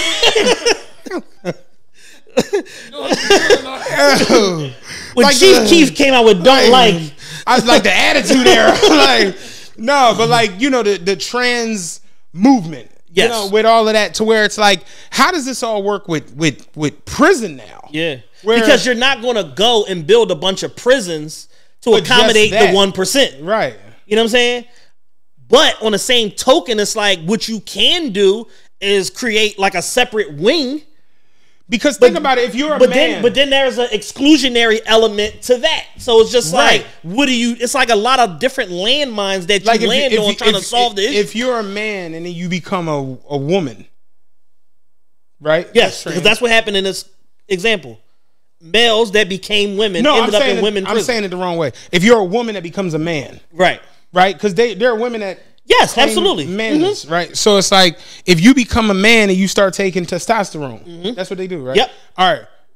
And you break the law, do they then put you in a male prison? Depends on the state where you at. Because you're going to get your bell rung. Yeah, it's really, and then the thing is, LGBTQAI plus and all that, the laws that govern them are typically on a state level. That was another thing that came out in that conversation with me and Kev. Was basically like most of this stuff is regulated on a state level. So it's like 27. You got 27 or so states. Because this happened in Jersey, wouldn't happen in Pennsylvania. Exactly. You got 27 or so states that all have some form of LGBT legislation in place, whether it be like hate crime legislation or you know, what happens when you go to jail, like certain benchmarks that are already ran up the chain and got accepted and are now laws. But then, and what about the states where it doesn't exist, and then there's no federal precedent that exists either? What do? You basically creating laws on the fly. You're creating new legal precedent. Right. Yeah, I'd love to have somebody come up. I ain't gonna hold you. Like, I don't know where you at with it. No, I know where you're going with it. I would love to have a trans person who understands all of these different things. I would love to have a sit down conversation so that we could be more on board with everything. Now, you gotta understand, I'm gonna make jokes. Right. There will be jokes. There will be some jokes. But just like a couple years ago, one of the most important episodes Taxstone did was about like rape culture. Right. And the fact that like he sat down with like a clinical sex psychologist and talked about like the fact that like, you know, do we live in a society that permeates rape culture or whatever like that? And it was basically, it was eye-opening and enlightening because a lot of shit culturally that like we do and learn as like young black men is like, has like a rape culture element to it. Yeah. Yeah. You know what I'm saying? And it's just like, yo, it's like when you know better, you do better, or you supposed to. And it's like now you're trying to be, and the crazy part, not to cut you off, but I'm going even further back in that, and to where I'm not even talking about being black. I'm just talking about being a human being in America. Yeah. We kind of got sold a bill of goods into believing that if you pursue a woman and she says no, that she's just playing hard to get. Yeah, it's like there's no and then there's no. Yeah. It's like that sort of thing. Right. To the point where they had to make the distinction that no means like no. that has nothing to do with being black. That's just being a human man. And they tell you learn, oh yeah, Shorty was just playing hard to get. You know, she like, it's like that shit. And it's like, yeah, no, I'd love to have a sit down with members of that community to where I can understand and know and learn certain things that go on that are about what they're, you know what I'm saying? Like, I would do that. Yeah, for sure. Yeah, I would definitely 1,000% would do that. Because this story is insane to me. It's crazy. Yeah. To the point where the governor is like, I'm closing this prison. Yeah. Like, y'all got too much shit with y'all. Yeah. I'm closing the prison. So look up and now you just, I feel for her. Like, you about to have 2 kids. You in jail. Yeah. You know what I'm saying? Mike got 20 more on the way. Yeah. You know them kids going right in the system. Like, literally. You had a baby, cool. Ward of the state, going right into the foster care system. Yeah. Your dad and your mom was sharing a bunk. John. That's a crazy concept. Your dad was smashing your mom in the laundry room and fucking... No, in their cell, legally. Like, that's a crazy jump. Yes. Yeah. So you ended up in foster care because of that. What Dave Chappelle say? I knew your father. You know what I'm saying? He's a great man. Like, yo, right. You know what I'm saying? But see, that's what I'm talking about. A little humor like that. Ain't gonna hurt nobody. Ain't gonna offend nobody. But no, I'd love to have a sit down conversation with Dak, just so we could. That would be dope. You know what I'm saying? Us stepping out of comfort zone and I was having a conversation with my girl the other night, and we was. I think talking. that would be eye opening and big for the platform and for the city. I was having a conversation with my girl the other night, and I was just basically like, "Yo, the older I get, you know, kind of like the more conservative I get, but I also get more like compassionate. I found myself just being, I found myself being way more compassionate and understanding of other people that don't look like me or have the same like belief system or wasn't brought up the same way as me, gay people in particular. So like the conversation that we were having, I just want to kind of finish the point while it's here in my head. So the conversation that we was having. Did you see that? What? I went to pull the earphones back. I was like. So the conversation that we were having was more so around like, you know, like gay rights and just like society and like, you know, and it's like for a while I couldn't make the connection between like civil rights and then like, you know, like gay rights and LGBT rights and stuff like that, and how they would be basically be like, you know, it's similar to like the civil, like black people fighting for civil rights. And I'm like, I don't really know if that, for a long time I was like, I don't really know if it's an equivalent argument, blah, blah, blah. But I had to think about it in terms of this, putting myself in first person in a situation and say, yo, even with all the crazy shit that goes on in America and all of the bad shit that happens to black men or could happen to a black man, fucking police brutality, redlining, different forms of harassment, different being stereotyped and all of that, I would still choose to die and come back as a black man every time. Every day. I don't know that every single gay person, as far as like the persecution and prosecution that they face and the different stereotypes and fucking being attacked and beaten for no reason and shit like that by maybe a random nigga on the street, I don't know that they would choose to go through that again if they had a choice. Okay. So that gave me the empathy to say I now can understand and internalize the argument that there are similarities to the civil rights portion for black people and for people from the LGBT community. It just kind of made me look at it different. And I just really kind of had that epiphany and got that understanding like recently. You know, I'll just be frank. As us as young people growing up in the hood, we learn a lot of, like you said, rapey culture shit. And we learn a lot of like derogatory things and a lot of disrespectful things for people who, think about it, we got people still in the society where it's like, if you like Nicki Minaj and I like Cardi, you a dickhead. Yeah, it's war. Yeah, you know what I'm saying? We can shoot it out. Let's meet up on the Cross Bronx Expressway and have a shootout over music. Nigga shot a nigga on the train because he said the Heat was better than the Sixers. That really happened. Yeah. A nigga got popped downtown because he said AI wasn't the best two guard in the fucking league. Say, well, stay right here. Don't move. Yeah.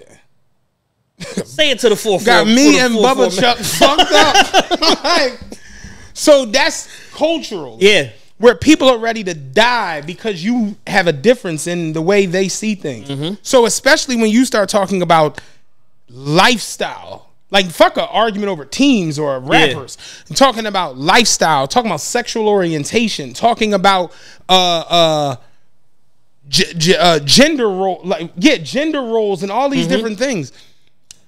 And me as a kid, you know, it was just like, if you don't do what we do, or if you don't like the shit we like, then you a maggot with an F. Yeah. To the point where that word became synonymous with the culture, to where it's like we normalized something that was completely derogatory and disgusting. The same thing we did with nigga. Where us I was born in 84, he was born in 83. Yep. Dan was born in 48. You know what I'm saying? So it's like, you know, our culture, we don't have, I used to hear older people back in the day, like, I don't want to hear that word.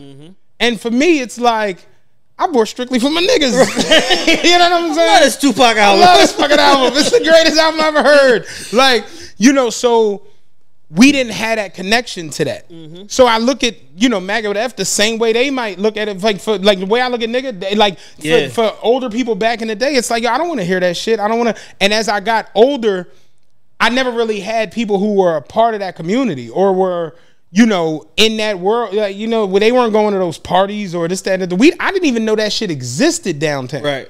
Then as I got older, you just start meeting people and you realize, like, oh yeah, you work with this guy, he's gay, but he's perfectly cool. Right. He picked up my wheelchair passenger. Right. You know what I'm saying? Like, he cool as shit.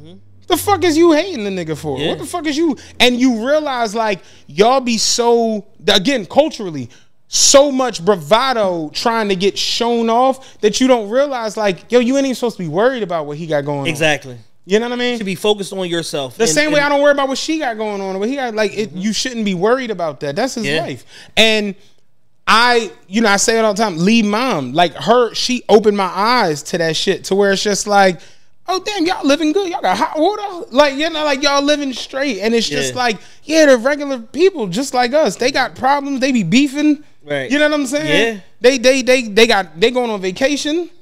And you realize like, after a while, it's like, man, you here for a short time, not a long time. Like, have fun and live your fucking life. And be good to people. Because I'm going to the game. Be kind to people. Be dope. Yeah. Like, just motherfuckers go out of their way to insult and fuck with people. Yeah. And that shit, me personally, I was never a bully. Like, I was always the big nigga who, I didn't fuck with that. I hate that shit. Yeah. Leave people the fuck alone. Don't touch nobody shit. Motherfucker, I remember when I lived in my old apartment building, there was a gay guy that lived down the hall, and my man seen him, and this is my old homie. I'm not even friends with the nigga no more. Yeah. But he was just like, Gable live on your floor? I'm like, it's a floor. Right. So it's mad people just live wherever. There's a Hindu family down there. Like, it's people. They living. And he like, that's kind of crazy, though, to like live next door to the nigga. I'm just like, my thing is, as long as he don't come past this door. He gonna burrow through the walls and come get me? If he don't come through this door. Motherfucker made it seem like we was gonna have glasses on the wall. Like y'all had adjoining doors. He's gonna come in the crib, let himself in like fucking Jack Ritter, fucking Three's Company. Like, dog, like, what are we doing here? I'm like, main man minding his business. You know what I'm saying? And you minding his. Right. Like, this is weird. But yeah, the reason why the conversation even came up, I just remember I was watching. You familiar with Gerard Carmichael? Jared Carmichael. Jared Carmichael. Threw me off. I'm like, who? Jared Carmichael. So he has a comedy special on HBO right now. He's hilarious called Rothaniel. He is hilarious. And turns out that his real name is not. What is it?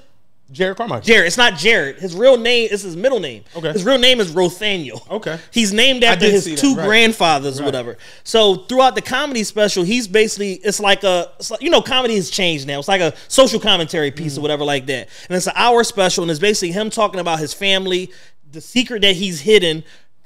And he's basically talking about him and all his family secrets. Right. The fact that he's never told nobody his name.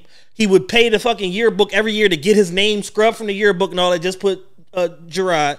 And the fact of like his dad cheating on his mom and that it was with his best friend's aunt, and like he's telling these stories, and he's like, yo, he said even through all of the BS that my dad did, I kind of felt bad because I was mad at him for keeping a secret, but I was keeping a secret too. And throughout the special, he came out as gay. Oh wow. Right. And it was just like, oh shit.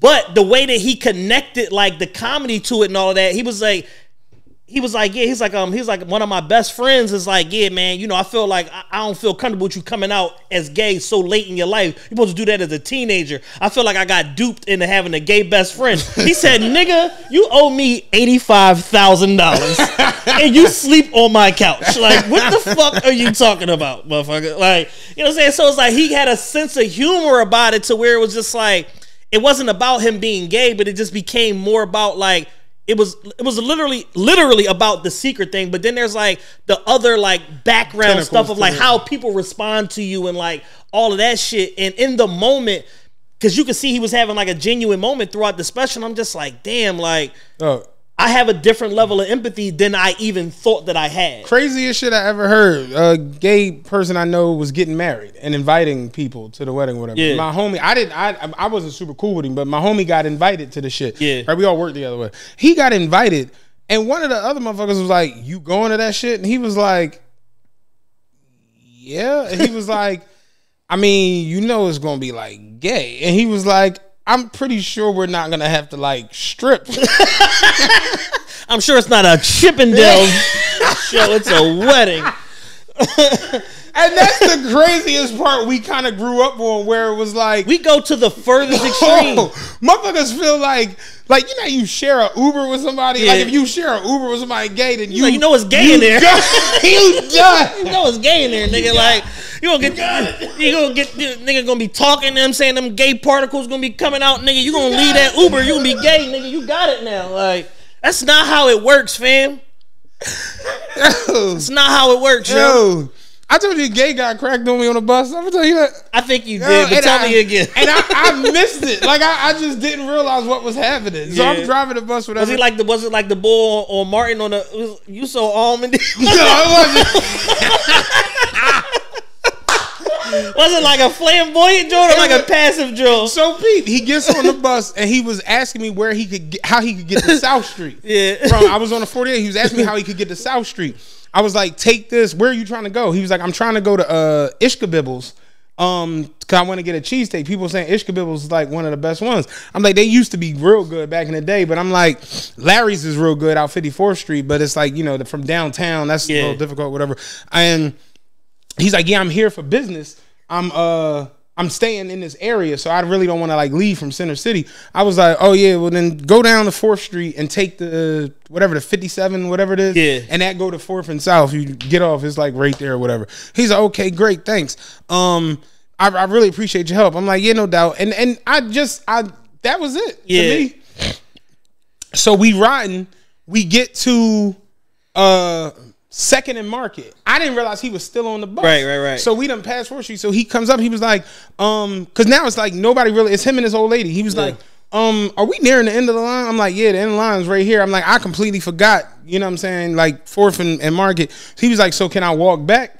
I'm like, yeah, it's like 3-4 blocks. He was like, you don't go back past 4th Street, do you? I'm like, I do, but I make a U-turn and come back up Arch. So I go to 4th and Arch. He's like, can I catch the bus there? I'm like, yeah, you can still catch it. It's just on Arch instead of Market. So I'm like, I'm going to sit here, though. Like, I got like 12 minutes, you know what I'm saying? He was like, I'll wait. I'm like, all right, cool. I get off the bus. I walk in the bathroom. You know what I'm saying? Yeah. I go in the bathroom. I swear I wasn't even like, gay boy talking to me. I didn't do any of that. Yeah. I just wasn't even thinking about the shit. It was just like, you could clearly tell because he had like the crossbody strap. Yeah. And you know the one strap bag, I hate to be that guy, but it's different for Meek. And somebody it's a different bag. It's a different flair. You know, like your bag is different than like they bag. Straight up. You know what I'm saying? I know exactly what you said. I've seen it in action. Yeah, because that bag is a purse. You know what I mean? Like that's a real purse. And I guess I seen that and was just like, whatever. I walked in the bathroom. I came out. So he was smoking a cigarette. He was like, you about to leave? I'm like, I got 5 minutes or whatever. So I was combing my beard. And I came around the front of the bus. He was like, yeah, the beard looking good. You got the whole Ross thing going. I'm like, all right. Red flag number one. Yeah, I was just like, yeah, you know what I'm saying? And now like I'm starting to like put it a little bit together because it's like he got on sandals, the bag, you know what I'm saying? Complimenting my beard. Sweater, and you know, like and whatever. So I get on the bus. I don't really think none of it. So start the bus. Somebody came running over from the 5 to get on. So he's sitting right there. These are the older buses. Mind you, this shit was like 8 years ago. Yeah. So he's sitting in the seat there, and he was like, I'm getting off real quick. I'm like, yeah, 4th Street. You know what I'm saying? You figure we about to come to 2nd. You know what I'm saying? He was like, yo, you know, not the, you know what I'm saying? Do you got a number? And I'm like, 7. You know what I'm saying? Because 7 is my favorite number. I swear I'm still like oblivious to this shit. You got a number? And that's when he was like, no, stupid, you got a phone number? And I'm like, oh, nah. I was like, nah. Yeah, no, this ain't that. I don't even be fucking with no phones. He was like, no disrespect. I just, you know, I was seeing what was up. Like, nah, don't. I was like, oh, no, you know, it's cool, whatever. And then he got off the bus and he got on the joint and went there. And I was to myself, I'm like, yo, that nigga said he was in town for the night on business. I'm like, this nigga thought I was a jump off. I was like, what the hell? Hey, I really need a GoPro, man. I'm like, this shit I see out here is crazy. Yeah. But I wasn't offended by the shit. Yeah. Like, and that's where we at in society. Yeah, I mean, like, he ain't grab your dick. No, it's like you approach women and say, how you doing, yo? I told you a second. Yeah. No, okay, you going about your business. Like you hit her with a frying pan, you're drawing. You know what I'm saying? So it's like, yeah, like that shit ain't bothering me. And I told the story. Motherfuckers like, yo, and I'm just like, how? How am I gay by proxy? You got it. Remember Home Alone 2? You got it. Like, dog, that's really the way motherfuckers act in those situations, dog. It's insane. But yeah, I would love to have members of the community. We could have like a sit down and really have a conversation where we get to certain points and certain understandings about life, goings-ons, laws, you know, the proper way to this, that. I think that would be a good conversation to have. So I'm all for that. Definitely want to get that done. This just turned out to be very good conversation. No, this turned out to be like I thought we was, you know, because come here and be jackasses, but we actually came here and had some adult conversation. Got some understanding today. And they're some of the best scammers ever. I want to do women in court. Oh, you want to do that? Yeah, we got to do that. All right. Because I seen something yesterday. So we've been having this conversation about sugar daddies on Patreon. We're gonna do it. We're gonna do a little bit of it here today. Yeah. So the sugar daddy epidemic is through the roof now. You know what I'm saying? Like, y'all not even trying to hide the shit no more. Y'all don't care. Me and Ra, and you know Ra, for those of y'all who didn't pick up on it, for those of y'all who didn't pick up on it during the episode, Ra is not a nigga. No, at all. Ra's a black man. That's a strong black man. That's a black king right there. That's a black king right there. Ra's not that. You know what I'm saying? And Ra went to Wharton, Penn, you know, all that shit. Missy Vet, that's my OG forever. Shout out King. They my folks. Like Ra family, like my family. You know, like how niggas just got like nigga jokes. Yeah. Like they got the nigga thing to say. Right. We walked into the lounge. Well, I was already in there. He came in as we was getting up. No, this is at half court, halftime, because we walked in together. At halftime, we was coming off of the court, going into the lounge. There was a young black girl. She looked like she couldn't have been no older than like 25, 26. Mm-hmm. Titties everywhere. Lingerie hero outfit on. You know what I'm saying? Knee boots, the fucking Ravishing Rick Rude, right. Like the big ass knee boots, no clothes on, titties all over the place. Shout out to her wherever she is. Shout out, she looked good. She was sitting at the table. But Dave Chappelle say, not in that traditional sense. Yeah. It's like, oh, you look good. She was sitting at the table eating with a 78-year-old white. It's like, damn, that's your client. And that's what I was like. Damn, she got a client. Damn, that's your client. And I mean, they just eating, drinking they fucking wine, and I'm just like, oh shit, yeah. And it's like, yo, like it's insane when you see it. It do be like, it's jarring. I ain't gonna hold you. That's more jarring than gay people. They chilling. I don't give a fuck about them. Seeing that shit it be like, what in the world? Yeah. Supposed to Al Pacino chick. Oh yeah, he got like a 24-year-old or some shit. Yeah, living that life, living that YBOD lifestyle. Like old men be cashing it in for the young Jones. Yeah, they don't give a shit. And the young Jones be with like.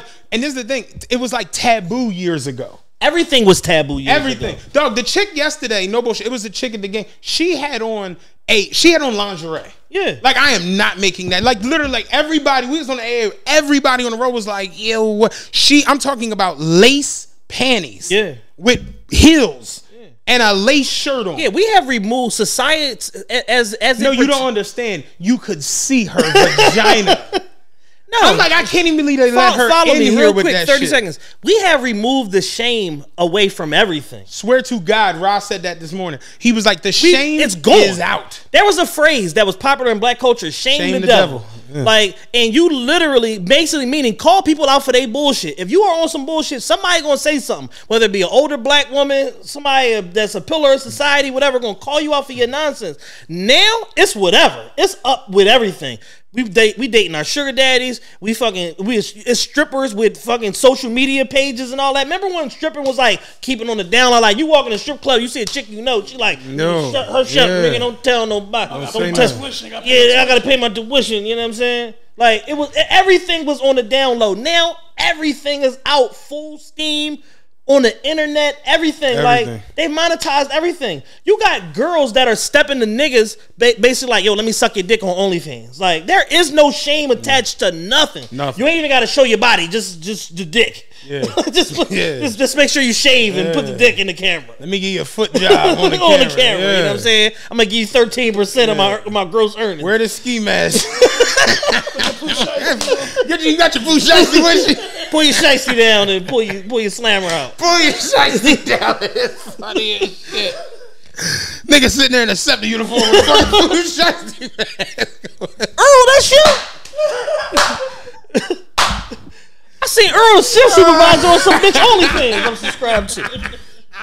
He was eating the shit out of her ass. He had the mask on, but I know Earl when I see him.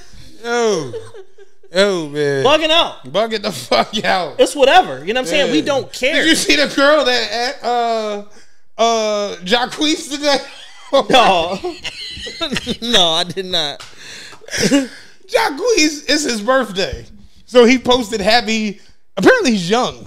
Yeah, very young. Yeah, he was like, happy 28th birthday to me. Yeah. You know, it's blessed to see another year, whatever. The girl quoted was like, happy birthday, boo. I'm the girl you fucked the other night after the club with the black and yellow weave. And I was like, oh, that's crazy as shit. Are you shitting me? She said, happy birthday, boo. I'm the girl you fucked the other night after the club. Remember, I had the black and yellow bob. I was like, black and yellow bob, ill. Yeah, you know that he was in Milwaukee, Wisconsin. or Pittsburgh, Pennsylvania. He in Carlisle, PA. Wiz Khalifa fans. This nigga opened up for Wiz Khalifa and fucked some shit after the Fuck the Taylor gang supporter.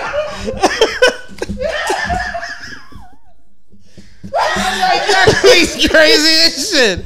I ain't fucking no bitch with no black and yellow bob, man. I'm cool. You gotta take that shit off. Just rock the cat. For real shit. You gonna give me some dome? Just take that off, man. Just wear your stocking like Malcolm X before he became Muslim. Why the fuck you got that black and yellow bob on? Dog. Ridiculous. I was like, Jacquees is disgusting. He's a sick nigga. He's a sick nigga. He's a sick nigga. Come on, Blackie. He had the super bottom of the knife, Jones. Black and yellow bob is wild as shit, man. Oh, baby with the red 40 inches, she ain't trying to go. Yo. Black and yellow, let's go. But I'm like, even more ridiculous is Jacquees fucking a bitch with a black and yellow bob. The fact that this bitch tweeted this. Yeah, advertising. Like, I fucked Jacquees the other night. For any of you future celebrities coming through Monohoy, fucking Pennsylvania, Altoona, Pennsylvania, Penn State secondary campus. Any of y'all coming through here? What's Penn State other John? What's it called? The other campus. It's something with a B. Oh shit. Fuck. Penn State got 97 campuses, man. It's gonna come to me. Go ahead. Oh my goodness. So, all right. So the reason we even got on this is because there was a situation the other day. This clip went viral, ended up on World Star, where this lady was in court. She was being summoned for jury duty, and the judge is like, "Yeah, so Miss So and So, like, you know what I'm saying? Like, are you able to be fair and impartial for this case?" And blah blah. She's like, "Yeah, that's cool, but I have my sugar daddy, and I have to see him every day, so I don't know if I can be here." And the judge is like, "What?" She's like, "No, I have my husband, and then I have my sugar daddy on the side, and that's how I make my money. I see my sugar daddy every day, so I have to see him. So I don't know if this is going to work for me." And I'm just sitting here like, what? Like, how can a sugar daddy get you out of jury duty? Yo. These women are shot. Yo. This shit now is like, I told you when I was at Ball Harbor, it fucked me up. Because, like, seeing Cherry Hill Mall where it's like, and I want to speak clearly because I had people hit me about that. Cherry Hill is still the interracial dating capital. Yes. Cherry Hill Mall. I said Ball Harbor is the sugar daddy. Right. The white sugar daddy international capital of the fucking country. As far as I'm concerned. At least on the East Coast. Yeah, for sure. Vegas is up there too. The thing with interracial relationships at Cherry Hill Mall is they're the same age. Exactly. There's a specific and both age are range. in the same tax threshold. Right. At Ball Harbor, it's millionaire, billionaire white men walking around with bitches who are legitimately like, dependents. Yes. Yeah. Dependents. Yeah. Claim you on my taxes, young girl. Yeah. Give me that social. Give me that social, girl. Claim that school credit back and the tuition I paid. That shit last night was crazy. I would imagine that on average, at least half of y'all are having to smash these old niggas. At least half. Yeah. So even on a half, it's just like, yo, like once you done scooping his balls off the ground with a wheelbarrow, it's like, then what? Like, you know what I'm saying? Like how fulfilling is this besides like the straight transactional part of the experience? Mm-hmm. I would imagine Patrice O'Neill's always used to say like, it's like, yeah, I'm about to be 40 soon. My dick don't fill up the way it used to. Yeah. So I can imagine a 70-year-old nigga, even on Viagra. Yeah, that joint only getting to 61%. Yeah. Took 80 of these. So you gonna have a heart attack and die trying to please this 21-year-old. Yeah. That's an honorable way to go out. But I'm just curious. Yeah, I respect it, but it's just, man, that's a wild life. And again, could you imagine if it came out that you or me was fucking with some 80-year-old white woman for a check? We would get skewered for weeks. They would jam a fucking a rod up my ass, and it would come out my mouth, and they would roast me in the sand like a pig in front of Love Park. Like what? Like, dog. They be calling you the Tinder swindler, all kind of shit. Could you imagine if a 20-year-old nigga came out, he was fucking around with some old white woman to get the money? You'd be a bozo, a clown, every fucking thing under the sun. And it's just wild. It's just, and the crazy part is, I'm not mad at this shit. Like, get your No, it's hilarious. It's just fucking crazy to see it. Yeah, visually, it's jarring. Like, I'm not to compare, like, you know, Bigfoot. Like, like, mad people have seen Bigfoot, or not Bigfoot, because that's one thing. Aliens. Yeah. How people always be like they see aliens and this, that, and the third. Every week somebody talking about how they see alien touch my pussy in the middle of the night. All this crazy shit. Yeah. It's like Alf ate my ass. Yeah. I was asleep. Seeing it do be like an alien encounter, because it's like, yo, y'all bitches is really real. Y'all really dating. I'm really real. It'd be crazy to see, man. No, it's definitely mind blowing. And I had conversations because after the last couple of Patreons, I was talking to somebody the other day, and she was just like, "Yeah, no, that's where bitches be at." She was like, "I don't condone it, but I know motherfuckers," and it just be like, "Yeah, how is she gonna go sit courtside at the game? How is she gonna fly on a PJ to Miami? How is she gonna go to Grammy parties in LA?" Yep. You know what I'm saying? What she say? She was like, it's greater things at play. I'm like, what? It sounds like you down with this. Are you sure you're not part of this? Are you sure you're not administering none of, you're not a madam to none of these? Yeah, you sound like it's greater things at play. You sound like Heidi Fleiss. Yes, like, we've gotten to the point where, and to her point that she made inadvertently, to the point that she made, we've gotten to the point where lifestyle greater than morality.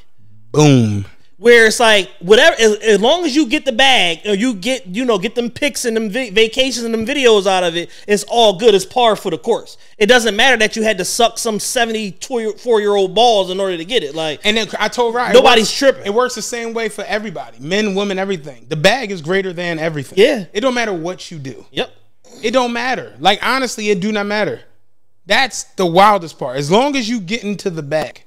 Give a fuck about honor, morals, none of that bullshit. Look at 6ix9ine. He's running around with a whole new staff. A whole new staff of dirty niggas that just came home. Yeah. He good in Brooklyn. What? Yeah. He could come to Bushwick whenever he want. Oh, his actual neighborhood where he grew up at. Oh, he could come back over there. Cool. Yeah. It's like niggas are just so desperate and down bad for attention, clout, and for attachment to resources. When I say niggas, I mean male and female. Yeah. That people just willing to do anything, like just completely just compromise themselves. Because a nigga like, well, I could ride on the PJ with a rat, or I could just stay in the hood and eat cat food. So it's like, you tell me which one make more sense. You know they're not making Friskies the way they used to. I'm saying they not even using a human formula no more. You know what I'm saying? This shit is all synthetic. You know, as a fat nigga, right? I know fat niggas. You know what I'm saying? One day I was sitting there with a fat nigga I know, and this nigga opened the tasty cake and bit into it and was like, no bullshit. You laughing already? You didn't even get to the punchline yet. It's just funny. He opened it and bit into the shit. It was like, yeah, man, these Jones, they just don't taste the same since they started doing zero trans fat. And I was like, damn, you fat. Because I need the trans fat. You know what I'm saying? Like, it's not the same experience. Bring back the gluten. Bring the gluten back. The MSG, all that. I need the preservatives. You know what I'm saying? That nigga said that shit, and I was looking at him like, nigga, what, man? He said they really don't taste the same since they started doing zero trans fat. No, because the trans fat, it's just you know. I said, you tasted it? The trans fat is like the League of Shadows. You don't know it's there, but it's necessary. Like, what are you doing? That nigga, like, he basically turned a new tasty cake into, like, Coke Zero. It's just like a whole different formula. I was like, what, man? Oh man, shout out to him. He know who Wherever he is. Yeah. But yeah, no, we've gotten to the point where people dead ass don't give a flying fuck no more. As long as I'm close to the bag and close to the resources. As long as the bag is in my circumference. It don't even got to be my bag. Right. I can see the bag though. Yeah. Long as can I touch the bag? No, you can't touch. Can I hover around? Right. You can hover the bag. Don't touch the bag. Don't touch the bag though. Yeah. You can take a picture with the bag though. Just don't touch it. Yeah. And it's crazy to think like the lifestyle shit from social media has fueled motherfuckers into like I'm not trying to be funny. There's no and this is the wildest part. For all of these bag chasers and all of this shit, y'all don't even be like acquiring real things. No, it's just stuff. It's just stuff. Because it's like, why do you not have 92 properties? Yeah. Why do you have 10 Birkins? Them bags are $40,000 a piece. Mm-hmm. Like just to, like you don't have it. Like think about it. I know a bitch, right? Well, a woman. It's too late, bitch. No. I know this bitch. There's some bitches out there. The women know. Jay-Z made a whole song about it. I know this bitch. We know the difference. Her life is in ruins. Well, it was. Okay. I'm being nice about it. Was it of her own doing? I don't know. I guess. Yeah. You know, systemic. I don't know. Like, yeah. Shit was fucked up, though. Shit was fucked up. The house was falling apart. Little bullshit job. Kids. You know what I'm saying? The whole shebang. Okay. You know what I'm saying? I'm with you. I'm following. Hookah shit all over the house. You know what I'm saying? All of the standard shit. Dresser got condoms and EBT cards and all of this shit. And we was out one day. Like, everybody was out. You know how we would all be out. Different places. Mikey's, Big Bangs, whatever. And she came in with the good old days. Yeah. She came in with a Chanel bag. Right? And yeah, I play poker. You know, it's like you raise. You know what I'm saying? So it's like, what's this? I call. What's this raise about? You know, that's where I was at. Yeah. Let's break down this raise. Yeah. Let's really, poker players know what I'm talking about. Let's look at position. You under the gun, you first to act, you limped, so-and-so, big blind, small blind, last to act, all that. Let's look at position. We at the bar, boom, boom, boom. You walk in with the Chanel bag on, right? Now, I know this bag costs $5,000 on the light side, because this is one of the big ones. Yeah. On the light side, this bag costs $5,000, right? So we got two options. We're at a fork in the road. Either this bag is fake or it costs $5,000. Right. Either way, you're out of pocket. Either way, you out of pocket. Because if that bag is fake, you drawing. Yeah. If that bag is real, you drawing even more. You drawing even more. Because that bag being $5,000 it probably wouldn't fix all it would tighten up the living room. Yeah. And the dining room. Your common areas would be on par. Common areas would be back. You see what I'm saying? So if that bag is real, who the fuck did you like? It was, and you walked in here with it to be seen. Mm-hmm. And then I seen her later on in pictures. She was one of them bitches like at the beach with the bag in the water.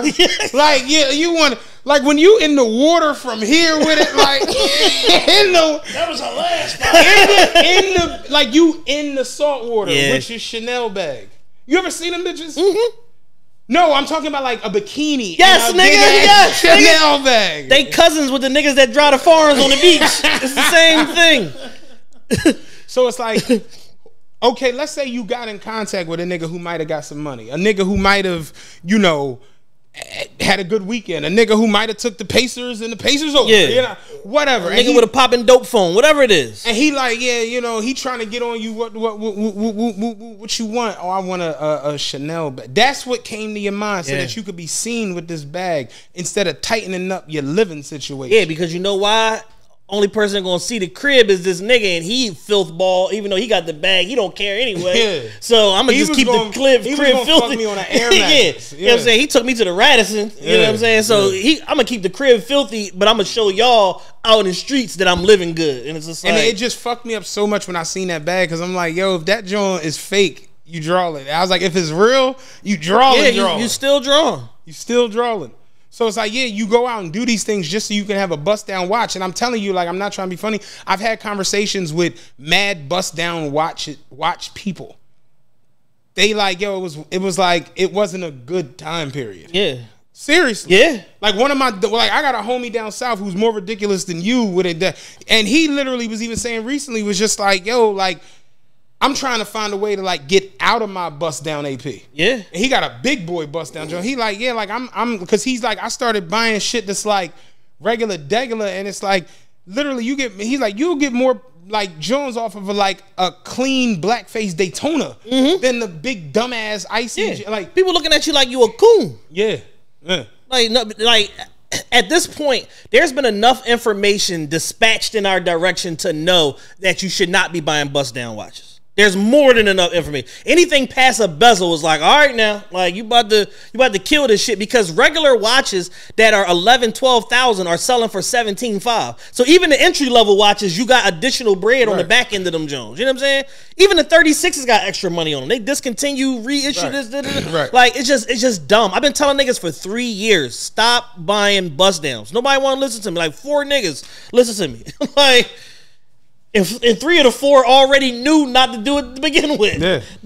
So one person listened to my So it's like seeing, young people, and that's the craziest part. It's like you're young and impressionable, and you're just like selling your soul to like, you know what I'm saying, to where you're like, not trying to be funny, when he check in a couple weeks, your mind is now corroded to where you with anything, and 6ix9ine motherfucker status, we on anything trying to not eat cat food. And that's how the cycle continues. Yeah, it's a lot. Yep. But I see that shit now more and more and more, where I see older men like running around with younger women, and not like this is my wife. Like you can clearly tell this is the hoe for the evening. Yeah. Look at how she's dressed. Look at my 2022 hoe. Like it's a damn car in the showroom. Casinos on Friday and Saturday night, bruh. Especially like AC and all. You really see that shit. It's some vermin in them AC casinos. Yeah. They with whatever. It's like that meme that's floating around was like, baby, I'd do anything for $40. All right, cool, bitch. Come put this sheetrock up. Yeah. It's like that sort of thing. It's just like, yo, y'all so overly sex. Niggas don't even want the sex no more. Oh. Y'all so overly sexualized. Like niggas is like, man, can you put a garden in my backyard? Yeah. Like what else you got to offer? Ain't that wild? Like as a man, I feel myself come like in that space sometimes where it's just like the bitch last night that had the lingerie on. Yeah, I was like turned off. Yeah, you was more worried for her safety than turned on. She was saucy as shit, so she was on and a motherfucker, and it was just like, it was like disgusting a little bit. Yeah. Like, and Chris Rock he said that in one of his Jones, was like, when you out with your wife and your wife is dressed like your wife, and you see this girl with nothing on, you're like, hey, can you cover that shit up? Over here with my born ass wife, fuck is you doing? Like, there was another chick that walked past her. She had her whole butt cheeks. You know that's the thing now, hanging out of the shorts. Yeah. The ass cleavage. Yeah, ass cleavage. Like it's ass cleavage and under boob. Yeah. Okay, that's what it's called. Okay. Yeah. Her butt cheeks were legitimately hanging out. I'm talking about Meg the Stallion shit. Yeah. With a Sixers jersey on. A Harden joint. I'm just like, what the fuck? Oh, funniest night of last night. The Sixers had like a break, and Harden went to throw the pass, and he just like missed that like Maxey had moved. Yeah. And the ball went straight to Meek. And one of the motherfuckers behind us was like, be another couple of weeks where he's out there partying with him and shit. It's okay. He's already throwing passes to fucking Meek Mill and shit. I was like, yeah, Harden due for falling apart the next 2-3 weeks. Harden was fucking asking Meek probably beforehand, how's the Philly summers? How would you describe it? Yeah, man. But how many PJ flight miles do you have exactly? And am I able to jump on and put something toward the PJ? Like, because I'm trying to be out. But yes, it was Burks, the Penn campus I was thinking about. Oh, Burks. Remember, like it's with a B, it's Burks. Burks. Yeah. Oh, one last thing. Let Elon Musk buy Twitter so we can curse everybody the fuck out again. Please let Unc buy Twitter. Please, man. We beg of you. Apparently, there's Saudi money invested in Twitter, and one of the like shahs of fucking. He said, he says that's a super low ball offer. Whatever. People are saying that they think he's trying to short the stock so that he could buy a bunch of more stock and then sell it at a profit. when he say, "Oh, never mind, I'm not buying it." Like, so it's like a bunch of different stuff going on. But he's basically saying it's an all cash offer. Y'all can take it or leave it. I want to take the company private, get this shit off the exchanges and all of that. I'm gonna cover your debt, liquidate everything, and let's rock out. But I basically know what they afraid of is day one. You know, he letting Trump back on that job. Oh yeah. Hour one. Yeah. Yeah, we've lifted the ban on Donald J. Trump. Bring Unc back. Yeah, Unc got to come back in a heartbeat. Yeah, I'm all the way here for that one. You don't like the way another nigga talk. That's the greatest shit dudes ever fucking posted, yo. Because that shit was so on point. Yes. And did you see now inflation has hit the highest point it's hit, and it's 11% over where it was at when he got in. Yeah. And every time we just breaking bad records. Every time something happens with Biden, Cure posts that video of them dancing out in the street, and every time it goes viral. Yeah, Biden just did basically it was did the press conference or whatever, and in that press conference where he was trying to shake nobody's hand, trying to shake Ghost's hand, trying to shake JFK hand and shit. He basically was talking about like food shortages and all that. It was basically like, yeah, like, you know, food shortages are real, like blah blah blah. And Cure's like, yeah, y'all told me that it was no way, like we could never run out of food. And it's just like, y'all are dickheads. Like that just goes to show how much people don't know about the economy and about like global economics. Like y'all just have no idea that all this shit is on some sort of a finite some sort of a finite amount attached to it, because they only go and get food from certain sources that are pre-approved. Now, I could go to a black farmer in the South or in the Midwest. They got unlimited food. Right. But the government is not sourcing their food through them. So Somebody the people that they are going to running out of shit. I actually said it on this podcast, and I saw it tweeted the other day, and it had all these fucking retweets. I'm like, I said that shit a year ago. I'm like, it's something said, and we need to be very concerned about Bill Gates being the #1 farmland owner in America. Yeah. Did you know that? Yeah. He now independently owns more farmland than any other person in America. Yeah, and he was ahead of the curve on coronavirus. The whole yeah. Bill Gates knows some shit. Yeah, Bill Gates been in them rooms to where it's like, I can't really come out and tell y'all the shit I seen, but I seen it. He's listening to us right now. Yeah. You know what I'm saying? On the laptop. This episode isn't out yet. Bill has listened to it. Wiretap the shit out of the roadcaster. Yeah, no, he's too smart. There's a such thing as being too smart. He's too smart. Or too informed. Yes. Yeah. He was literally 5 years ago doing symposiums about genetic chemical warfare and how that would be the only thing to bring down the global economy and all of that, and it could do so in a matter of weeks. And he was spot the fuck on. Yeah. He's the only one. Only one, man. How many minutes are in an hour? 60. So 60 plus 60 is what? 120. So 120 plus 34 is what? 120 plus 34, 154. Okay, 154 minutes. Okay. Yeah. Yeah. I was going to try to give him 200, but I don't have that in there because it's the 200th episode. Oh, yeah, no, that's a wrap. That's a wrap. Yeah, that's a wrap. 200 minutes? No, we ain't. We had 2.5 hours, then. 60, 60, and 34. 60, 34. We just broke the math down. He's like, no, we over that. I'm thinking 2 hours. I'm like, we over 2 hours. Yeah, we over 2 hours. 2 hours and 35 minutes. Dan, you acting like you ain't been hitting your fucking bets. The way you talking over there, you don't know the numbers. And shit. So we about to get out of here. I'm about to sign up for FanDuel, get my free stack, and my other sports books and all of that. What's the locks again? What's the locks? For today, I on my story, I said it's tomorrow. So.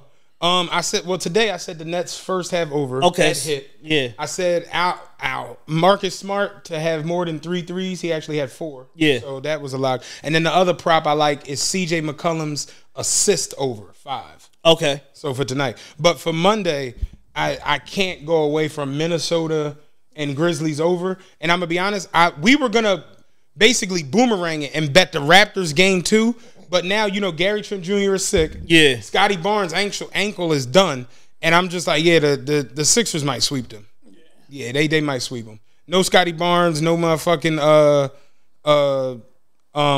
Gary Trent Jr. It's just like, you know, like the Sixers might run them out the building. Also, another good one to look at is Harden's assist over. Because he's not beating that switch with Siakam and I can't think of the other African nigga name. He's not beating that fucking switch. So he's just dishing the ball off at this point to the wings. Yeah. Like Maxey, Niang, and he literally has 17 assists. So it's like that's something to look at too. It's his assist over going in the game too. Got it. I'm taking notes. I'm out of here. I got nothing else. We love y'all. We appreciate y'all. Made it to 200 episodes, yo. This shit is crazy. Even though technically we hit 200, we did a bunch of shows. You know what I'm saying? We got about 300 plus episodes in the catalog, but this is the episode number 200. So in honor of our 200th episode, go buy tour tickets. That's all I got for y'all. Right. Go buy y'all tour tickets. Stop dicking around. Y'all bought your outfits. Y'all done fucking flying your side bitching, all this nonsense. Buy your tickets to the live show, man. We're gonna have a good time on tour. Like I said, we got an unofficial start May 12th with the night market. Then it's gonna be followed by DC that same weekend. We're going down for Big Dan birthday. Big Dan birthday party gonna be Saturday the 14th. We're gonna be announcing the venue hopefully this week. I'm stalking niggas. I'm getting it done. We can get a flyer, get it out. So Big Dan birthday hosted by TRPE, Chad and Matt. That Saturday, then Sunday live show 2 to 6, Arlington Cinema, about 10 minutes across the DC state line into Arlington, Virginia, right there, boom, pow. Then if y'all want to come back, you come back. If not, y'all can continue to hang with us because I'm staying out. I always go to DC and stay for a few days. I usually outstay my welcome. I go out there and pose me for a day and end up there for 5 days. I love DC, especially in the summertime. So get y'all tickets, man. And then the 2 June dates, June 12th, Atlanta, and then June 26th, New York City, Brooklyn. Special guests for all of these different shows. We're going to tighten all that up, try to get them announced this week. But buy your tickets, officialtrpe.com, patreon.com/officialtrpe. Oh, and go buy some merch. We're going to have new merch designs going up hopefully this week too, depending on Roger's schedule, how tied up he is. But Down Bad with Chad merch, and then some other new merch ideas that we're going to be putting up on the merch site with TeePublic. I'm with it. I'm out. Peace.